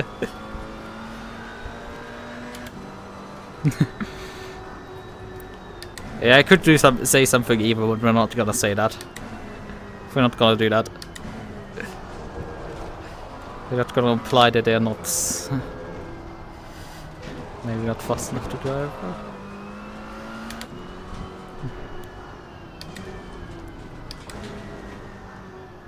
I mean, I don't know, maybe you need to start commentating. You need to also start commentating as well. Commentate, I don't know. I mean, you did actually commentate, so it's like... say it, I dare it. It's like, well, I mean, maybe all the Scottish drivers are just too slow to compete, so they just gave your commentary positions. Yes, thank you, Greg, for realizing it before I finished saying it. Let's put that on the record that you did figure it out before I did say it. Yeah, sometimes the dude like that. Yeah, it's evil, right? I mean, I have him for, you know, he's supposed to drive on a Saturday in Track Collision, so I still value him as a driver. Maybe he's the fastest Scotsman at this point. The last Scottish driver. I'll briefly clear this ping here. Is it full already? It's starting October 22nd is the VGTR Endurance Season 3. That is an endurance championship with longer races, but I don't know if we'll want to face that up, because I'm not sure if that has an even harder grid as Track Collisions. Like, we could genuinely head into a racing league that's like even worse. Also, I'm not sure if I want to do another championship right now, so let's go in there. Minute and bit. Right.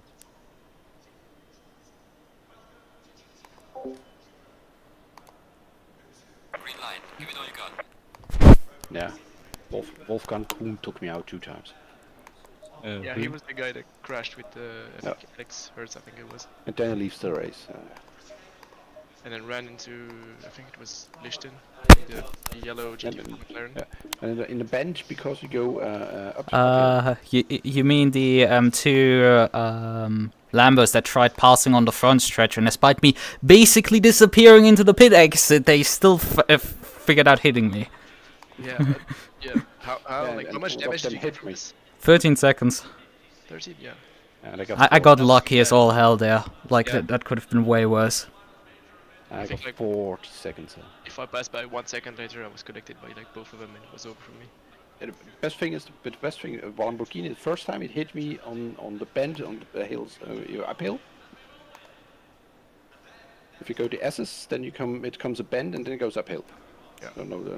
There it hit me the first time. He wants to compete against me. I was 40, he was 30th. I don't know why. And the second time on a straight.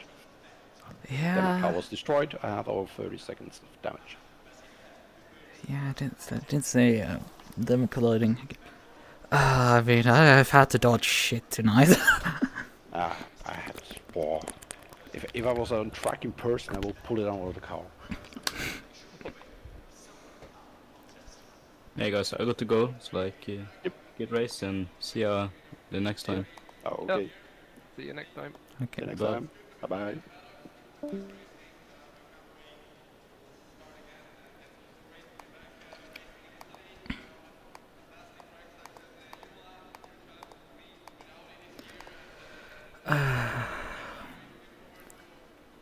But yeah, Jones got robbed there because of his disconnect.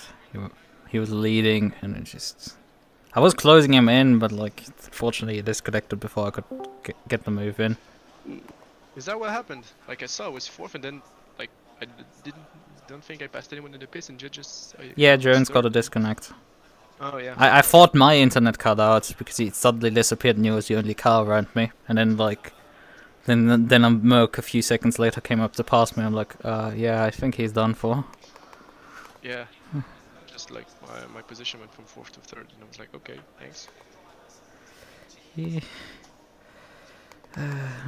It's unfortunate. It would have been interesting. I mean, I struggle to run him down because constantly getting held up with traffic.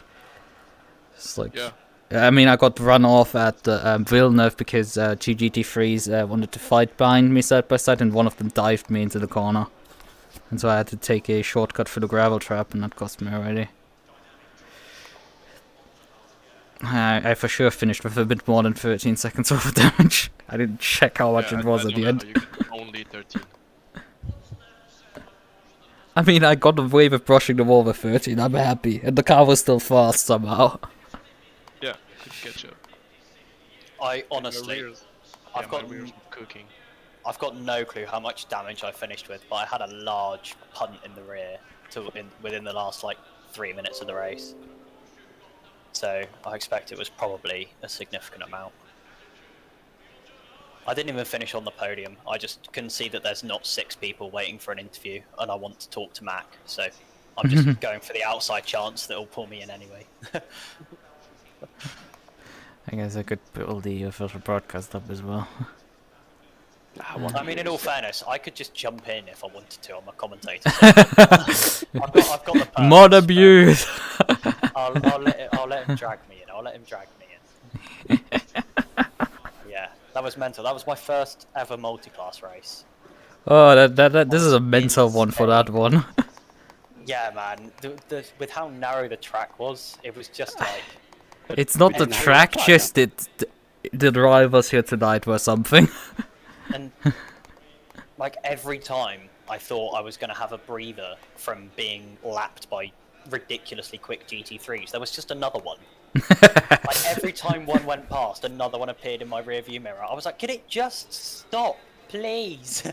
And I was just, can you stop? Please be on the wrong part of the track when I come. Oh yeah, that's... Always in the chicane or Aqua Minerale, no, come on. or then them not paying attention That's to the... multiclass. That's multiclass. Yeah. That's I had to in the closing minutes to lap someone in GT4, and at the same time I had a Porsche behind me coming up to the top of the hill before Aqua, and like the Porsche luckily didn't make it 3 wide, but I think he definitely considered it. I had that feeling, but I entered side by side with the Merc, and he just didn't realize, I guess, I was fully alongside him and like nearly squeezed me off the road on the inside. Yeah, I had Like, are you blind or something? I had a 3-wide moment with 2 GT3s coming towards Ravazza 1, which was the scariest thing. Because, like, the GT4s can only just take that corner flat, like, normally. Or like, you have to take a really specific line to be able to be in a good point for the braking which zones. one, again? The penultimate corner. Ah, the yeah, one to the bottom. Yeah. So we came out of the chicane. They'd gone side by side into the chicane.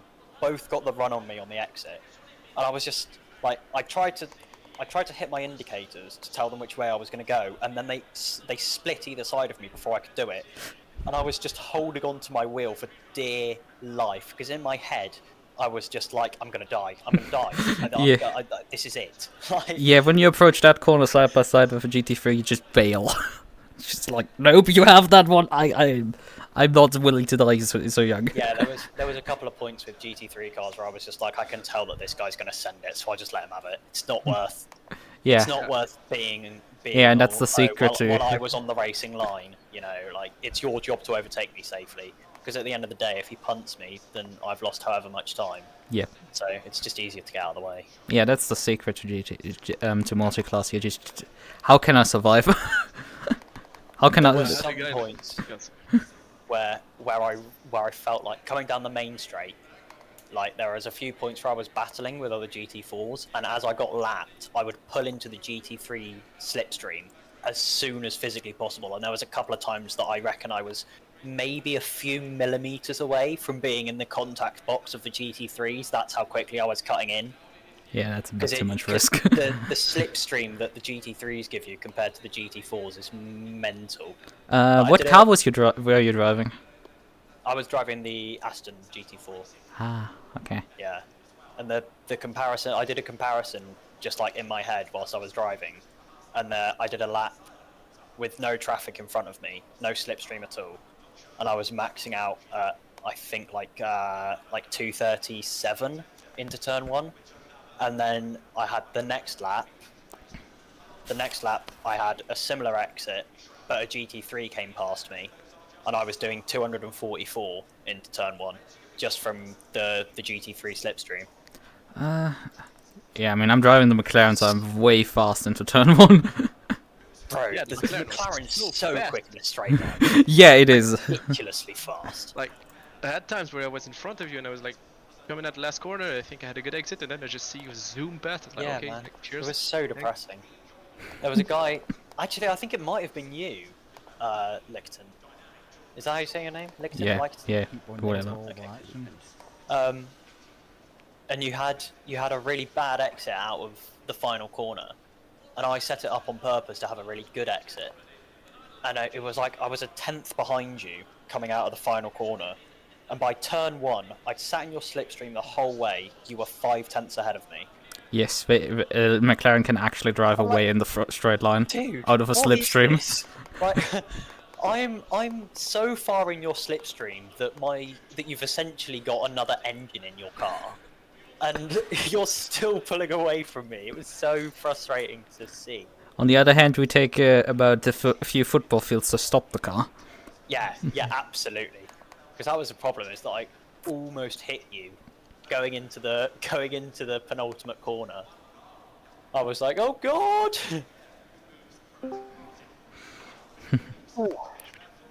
Hello, good evening, Lucas. Good evening. How are you guys doing? Yeah, doing very well. How are you doing? Well, I lived. Oh man, I don't think there was any place in a track that was safe. There was just things going on all over the place. Yeah. So it was. Hey, have you caught the big wreck that happened with the 2 Lambos and the me early in the race?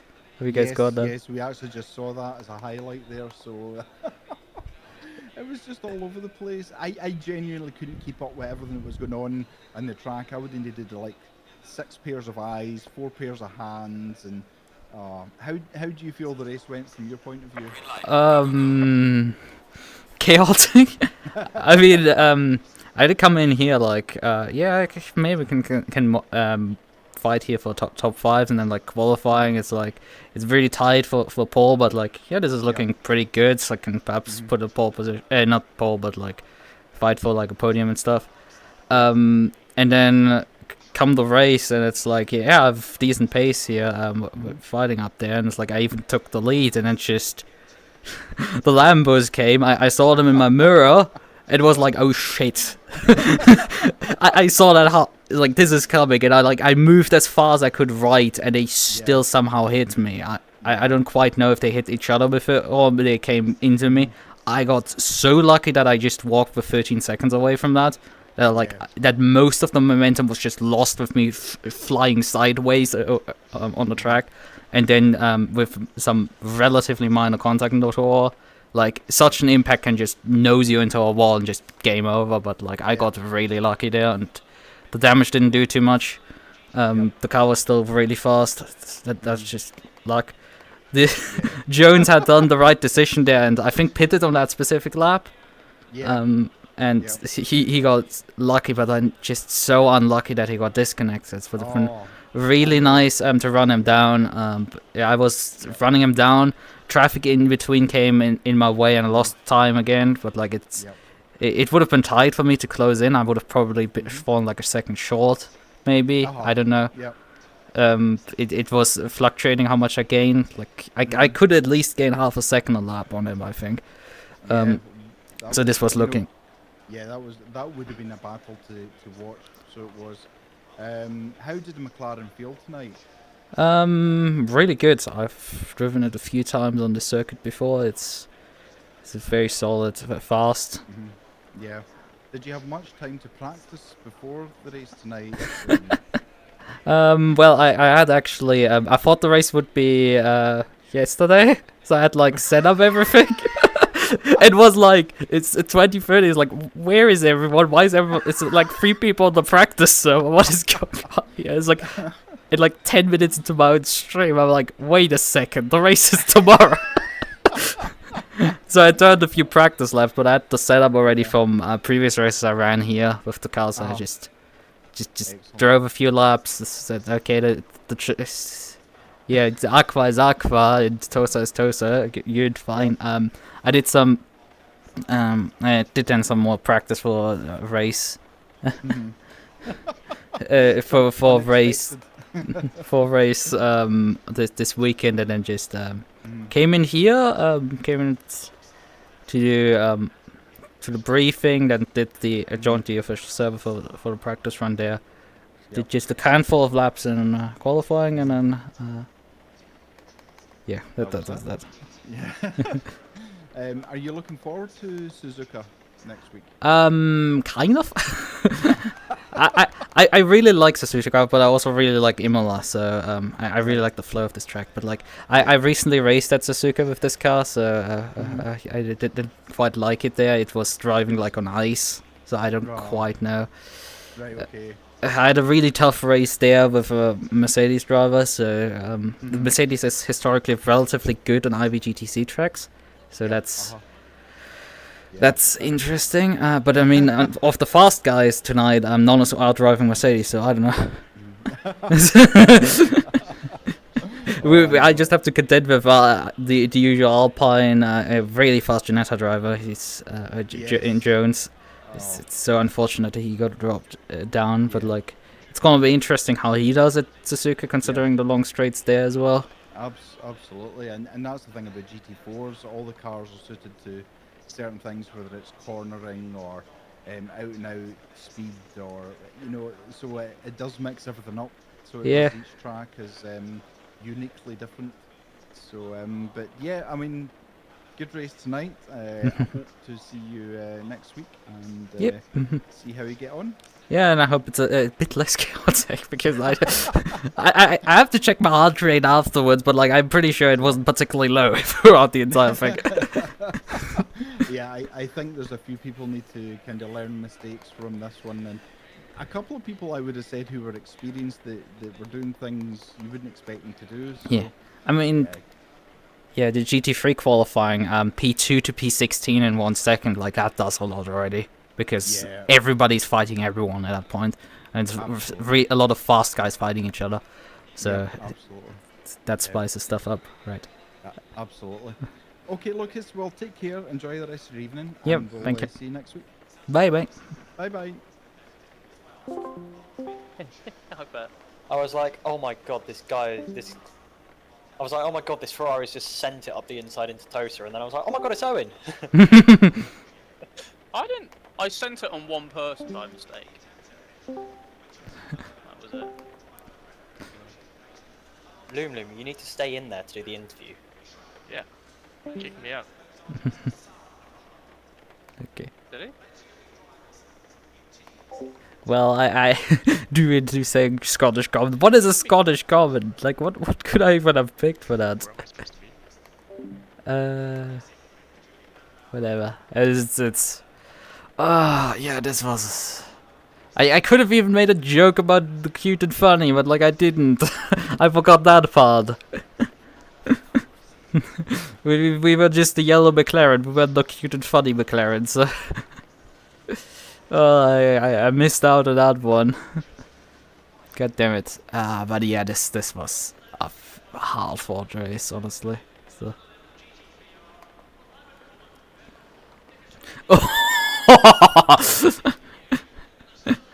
I don't know. I mean, it has to be rolled up before I insult someone like this. It would come a bit out of left field. Right. Okay then. I think we're gonna probably wrap up. Actually, I mean, we're gonna look on the replay ourselves probably. Also, there's rain now. I did notice that the server had gone wet even in the meantime. So fun stuff there. Let's go briefly into the gallery and look at the replay for this race.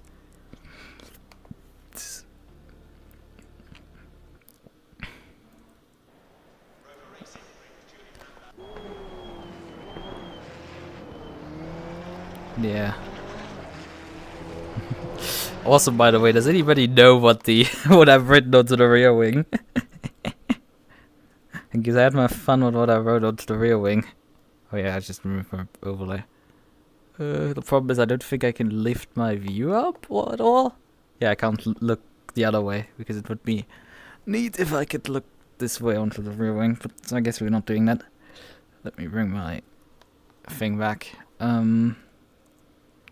Right.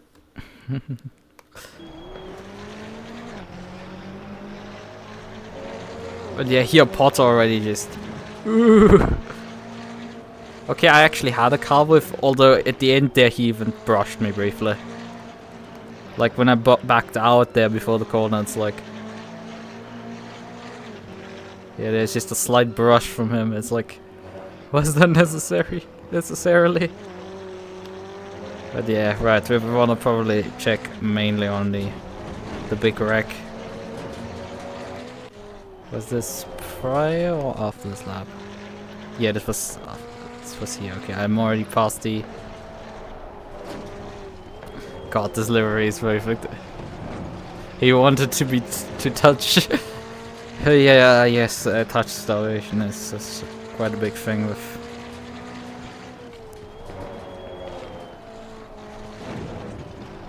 And yeah, I mean, if we can win this race, then we're gonna put another car onto the podium, hopefully, this season. And yeah, watch me now never finish on the podium again. There's that. Let's just...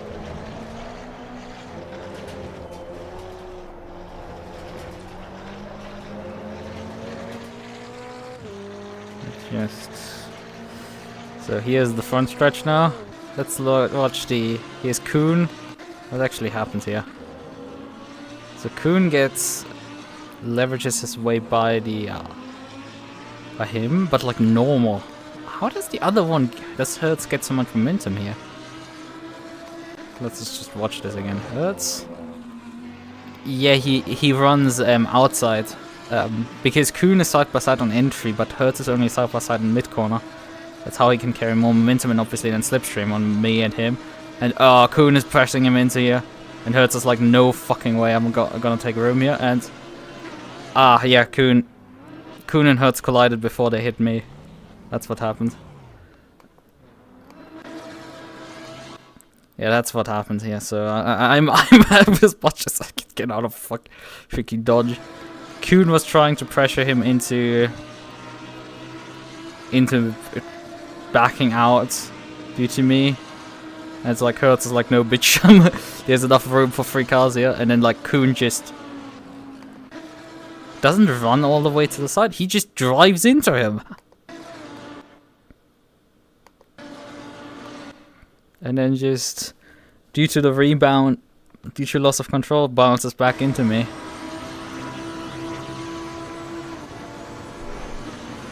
Oh no, isn't that intentional? Oh, that looks even downright intentional. Yeah, actually. He bounces, compensates, and then turns in. That's intentional. That's intentional.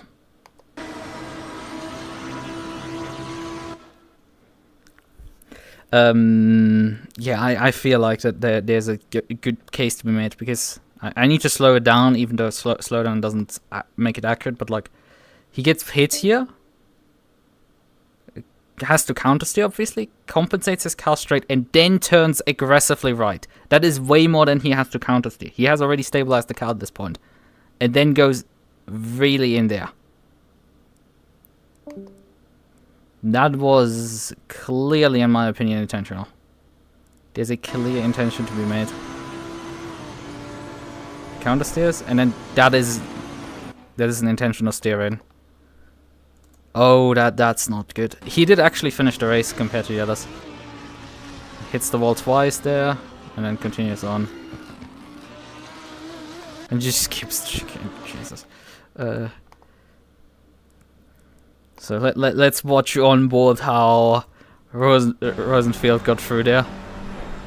just watch everyone die in front of him. Whoa! Yeah, that was about as... I don't think I was particularly much on the brakes there. I don't know. I would have to look at my own data stuff. There's Potter. And he just gets hurt on the rebound and has to dodge.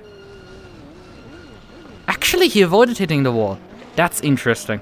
I thought he would hit the wall there, but like he just about dodged it. Because I thought I saw him hit the wall, but like he got so close, but just about walked away from it. Holy hell, that was something. Let's see if is anybody else collected in this incident here. Fernando has to do some evasive actions. Gisela. And there's obviously Hertz still stuck in the middle of the track here.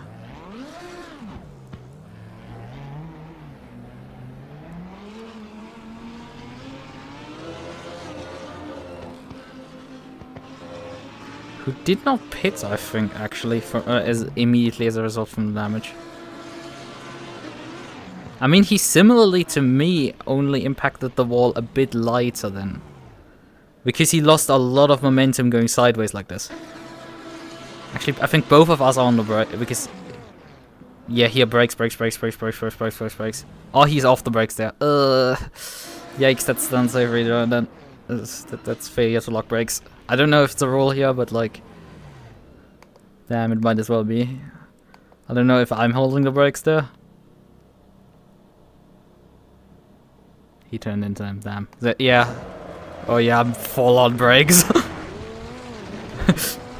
As soon as I get clipped, there's just slam on the brakes there. I only go back on the throttle once the car is pointing in the right direction.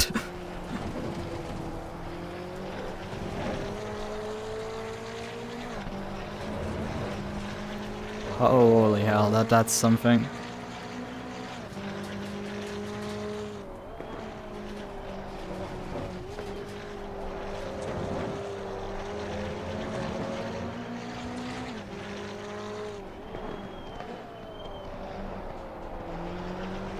Alright, so that was that contact. What? I mean, there's a lot of things that happened during this race that we could look at, but I don't know. I don't feel like looking at all of them, I guess.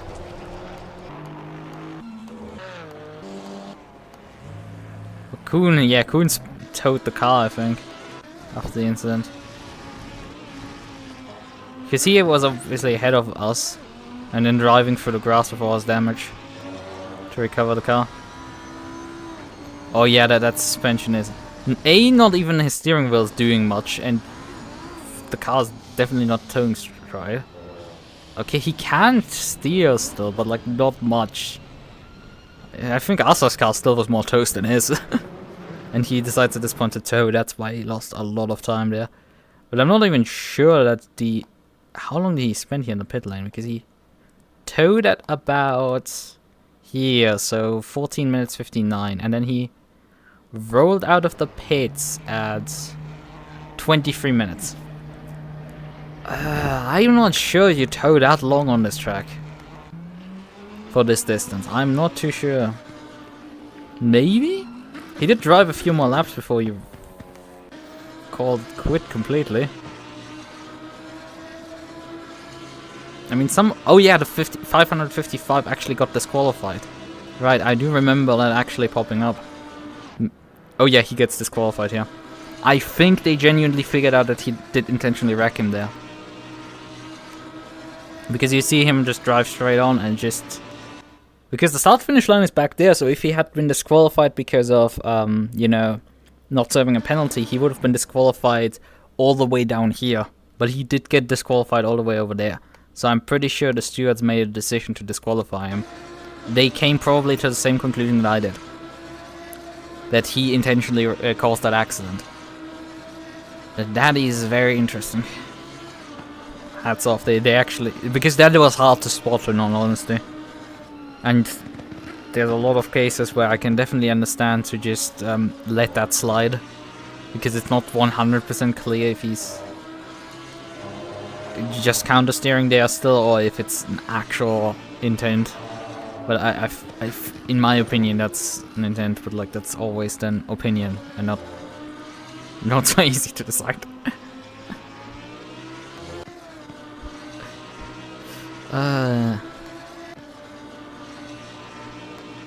Did he get any further trouble here or something that happened?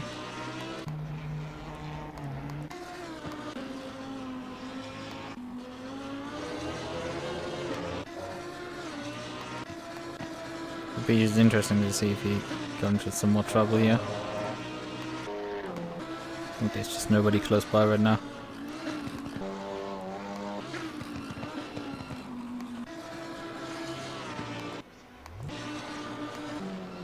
There's a KTM in front.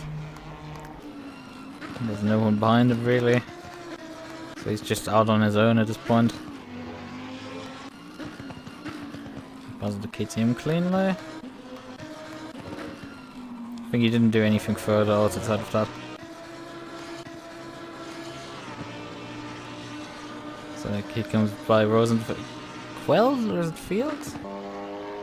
Rosenfeld. Okay, we got it right at some point. Alright then.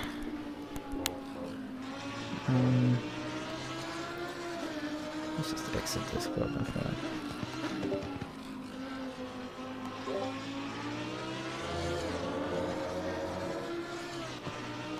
Oh yeah, we could also look at what caused the accident on lap 1 effectively in GT3, because there was a bit of clogging there as well.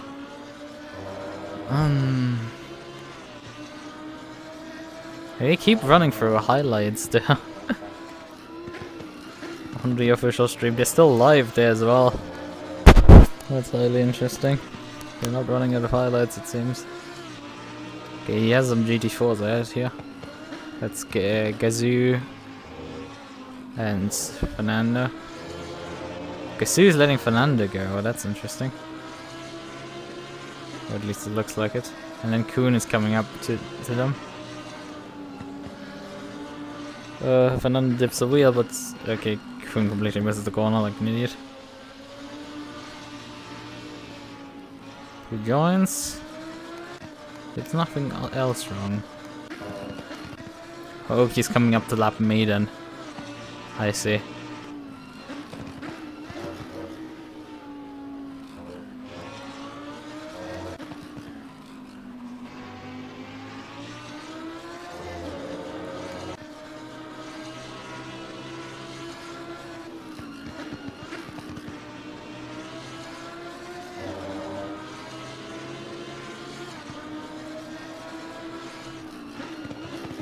He's very careful here.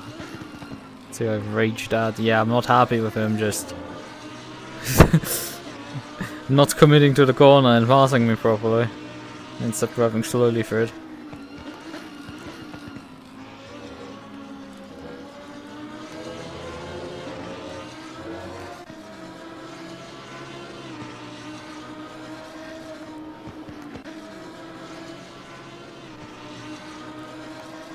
Oh yes, the Holst coming by and wanting to pass him. And having getting basically run over there. Not nice. But his race ends the next lap. So that's his race done. Cause here comes disqualification. Oh, he was also involved in the turn 1, lap 1 incident. I don't know how high he then qualified. Probably like 16th or something. Well, actually, it's easier to figure out how many GT4s. Okay, he wasn't 16th. He was basically dead last. Second to last in GT3. And has no acceleration right now because the McLaren is outpacing him to his right. Did you run the wrong engine mix, my friend?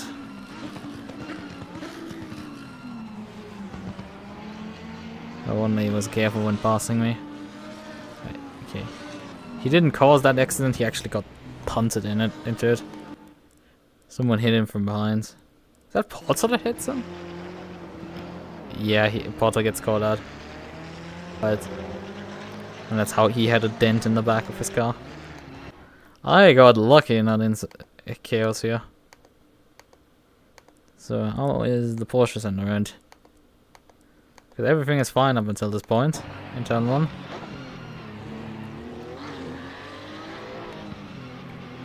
He gets run off. Ah, he loses it on the grass. I mean, he has contact here with Stuart. What lap name? Who's just because it's 3 wide right now. They somehow got through turn 1 in this. Yeah, the Porsche kind of caused this on himself because he went 3 wide into turn 1, and then Stuart understeered effectively into the Holst. Got straightened out, then the Porsche gets slightly straightened out, and then he just feeds too much throttle and rejoins. Hits Stuart, luckily Stuart just walks away from that one. He just gets bonked, and then Lorenzetti gets punted around, punts the Porsche fully around. Gero gets bounced in the chaos. Yeah, he gets tries to avoid and gets punted by Paso, who's like the last place in GT3 at that time. How do you find him? Here it is. And he was also the guy that I had to contest with around the outside of turn 1.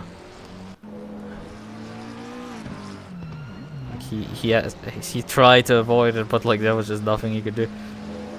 And luckily he was, like you can see, I had to basically force my way back onto the track there. Plus, was like, please, just go by GT4. Like, don't want to be hung up here.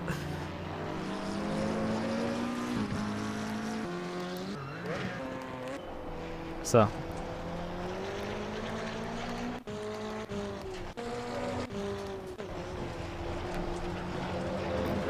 I mean, I could rewatch my pass on Porter.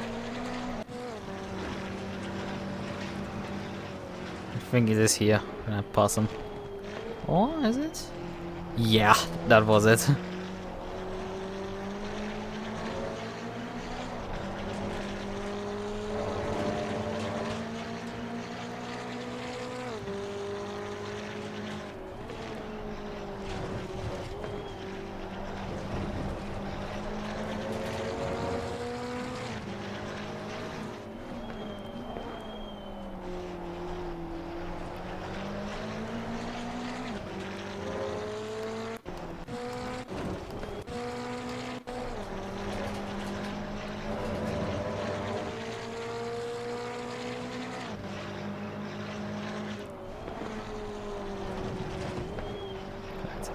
Okay, I don't know, I feel like we've The thing is, there was so much stuff that just starts blending together in my head. Could watch the first pass on Rosenfeld.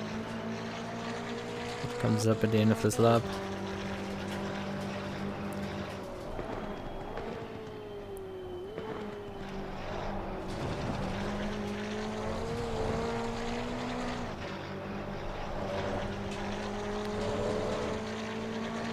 Yeah, I gave him a slight punt there which sped him up. Otherwise, I would have probably been able to pass him into corner because he was slightly got out of shape here. Yeah, whites has to lift, and I come and then just boop. A bit of Alpine speed up. I'm just like, nope, we're not challenging into the next corner.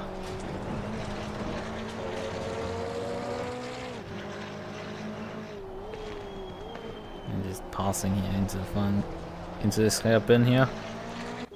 Like it's a dive, but like he just didn't contest it at all. Where did Rosenfeld actually finish in the end? If it's even listed. Yeah, Rosenfeld P3, so Gazoo actually tipped him for P2 there. Porter in P4, Fernando in P5 then in the end, or at least as far as the results here are concerned. I'm not too sure if these are like actually official and valid. Bastel in 6, Williamson in 7, Van Dyck in 8, Shakespeare in 9. He was the Aston driver, I think, that we talked with earlier. And Hood in P10 then, with a Camaro. Van Dyck, the highest finishing Ginetta. There is some brand variety here with McLaren, KTM, Alpine, McLaren, Porsche, Alpine, Mercedes, Ginetta, an Aston and a Camaro. All the top 10. Only 2 brands repeating themselves there. Well, in GT3 you have McLaren, Ferrari, Porsche, Ferrari, Lambo, Ferrari, BMW, and Aston, and another. Yeah, this is the accident also.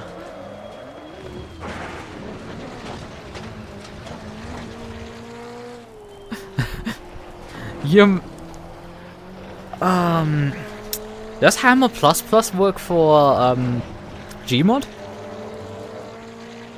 Because I've heard of like because the Hammer editor is old. I've actually worked with it. I've actually made a map for Gmod. I've actually done I've made a TTT map. You probably shouldn't play it. Let's be real. I've also made a map, I think, for Counter-Strike, Global Offensive. But yeah, the old the Hammer editor is something that's like a pain in the ass to work with these days. It's like it's just old at this point. But I've heard of the Hammer ++. I don't use Hammer ++. I don't know if it works with Gmod or it's like if it's better for you, just in case you aren't aware of it existing. So I'm like, hey, I've heard of this thing. I'm not a masochist. Okay, I guess it's worse. I haven't used it. I haven't played Gmod in ages, and even further away modeled done something for it, and even Counter-Strike I haven't played in ages. The only thing I do is that I regularly still follow who is his name? FreeClicksPhelps. So if something like that comes out and exists, then I guess I get slightly aware of it. Also, what the hell is with my right hand controller? Because it's just like, I don't know, where is my... Oh, it's up there, I guess. I guess it didn't realize it's a controller. It just decides to not have its positioning correct.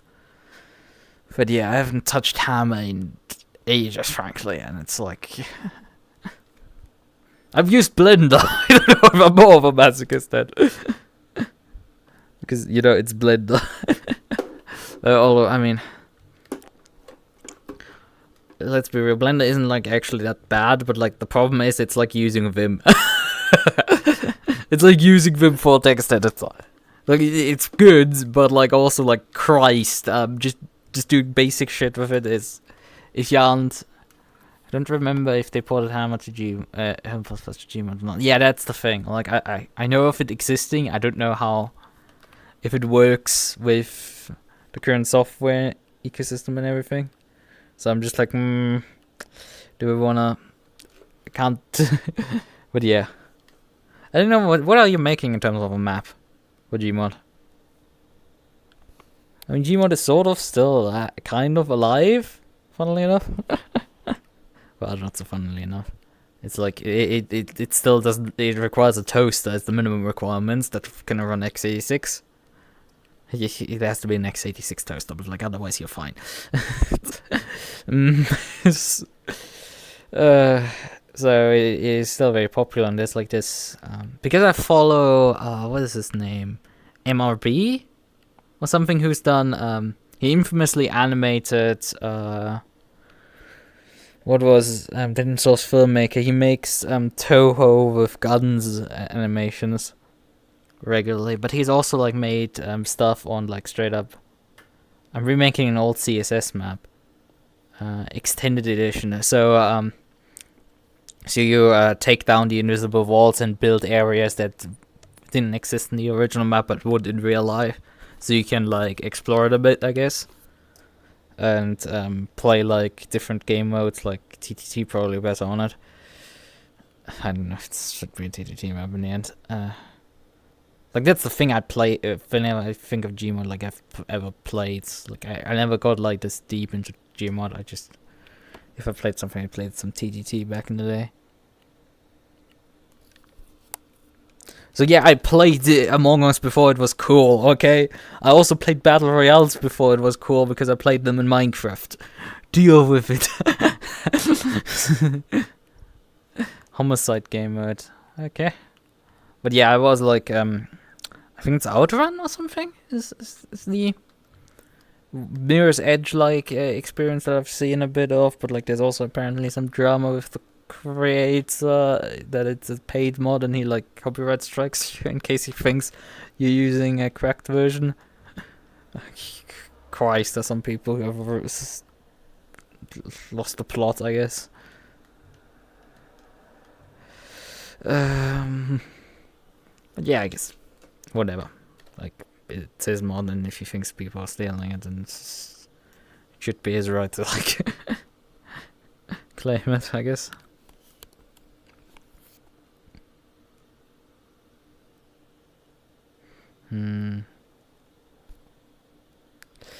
It's like Murder. Yeah, I definitely know. I think I've even played it at some point. But yeah, Murder has like some.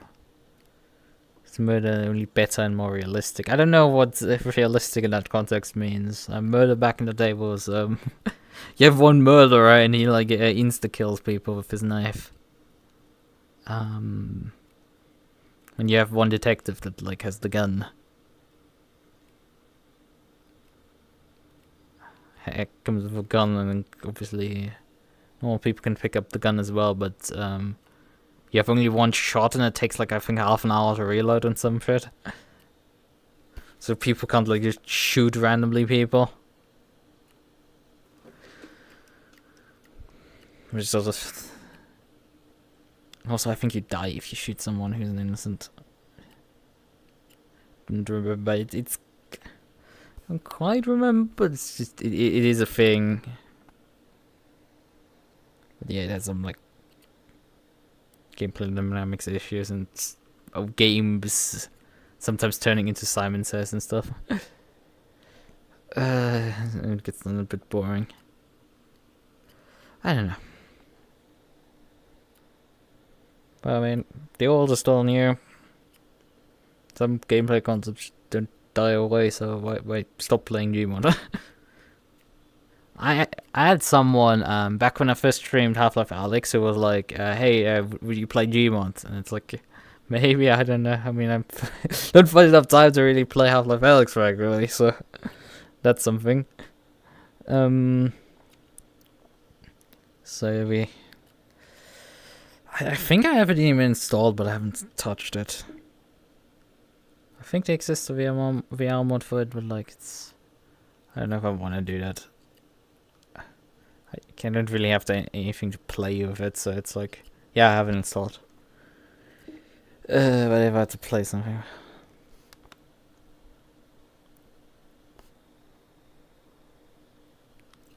That's interesting. A cyanide bomb. And you have to basically find it where the bomb is hiding. So it's combined with prop hunt, I guess.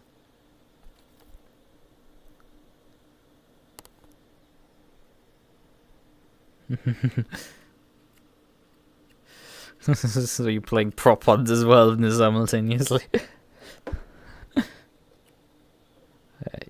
Yeah, so he has a bit more of like gameplay options, so it's not like just he's waiting for people to like not stand in one crowd and just move a bit around so he can stab them actually without immediately being found out.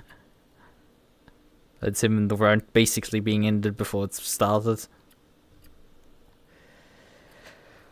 Alright then. I think I'm gonna wrap the stream up now. Now, what time is it? Oh, it's nearly 11 PM, so I should perhaps actually fix my sleep schedule and go to bed and not play another 6 hours of Deep Rock Galactic. I actually should stream Deep Rock Galactic one day. Should definitely do that. Because Deep Rock Galactic is dope. That's it's great fun, and it's also hide in closets and boxes. Oh, you can cosplay as a cat, I see. Alright then. We shall see when I'm back. I mean, it's Thursday.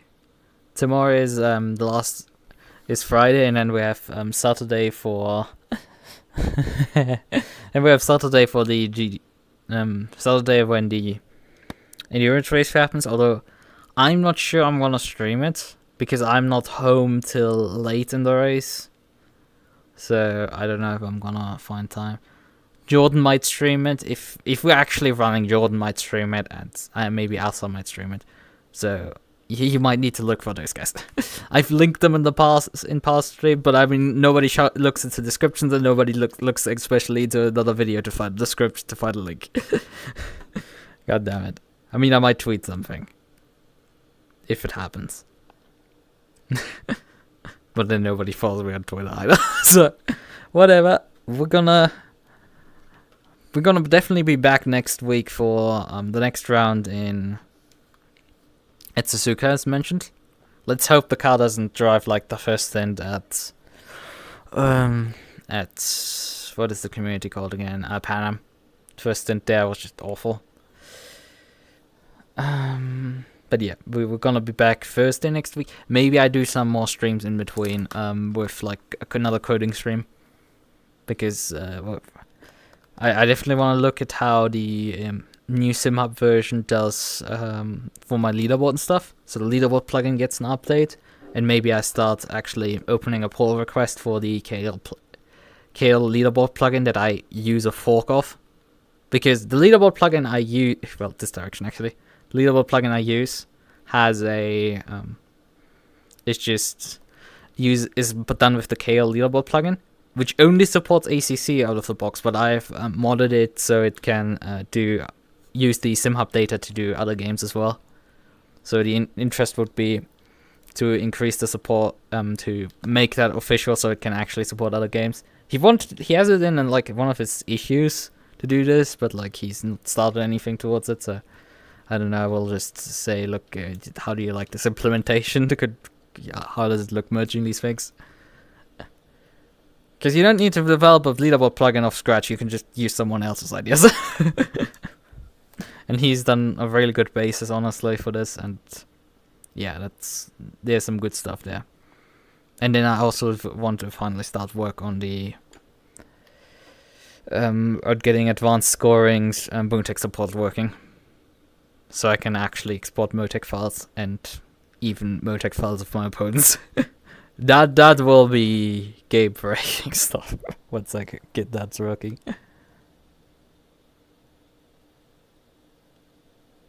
It's the only day I can normally sleep in.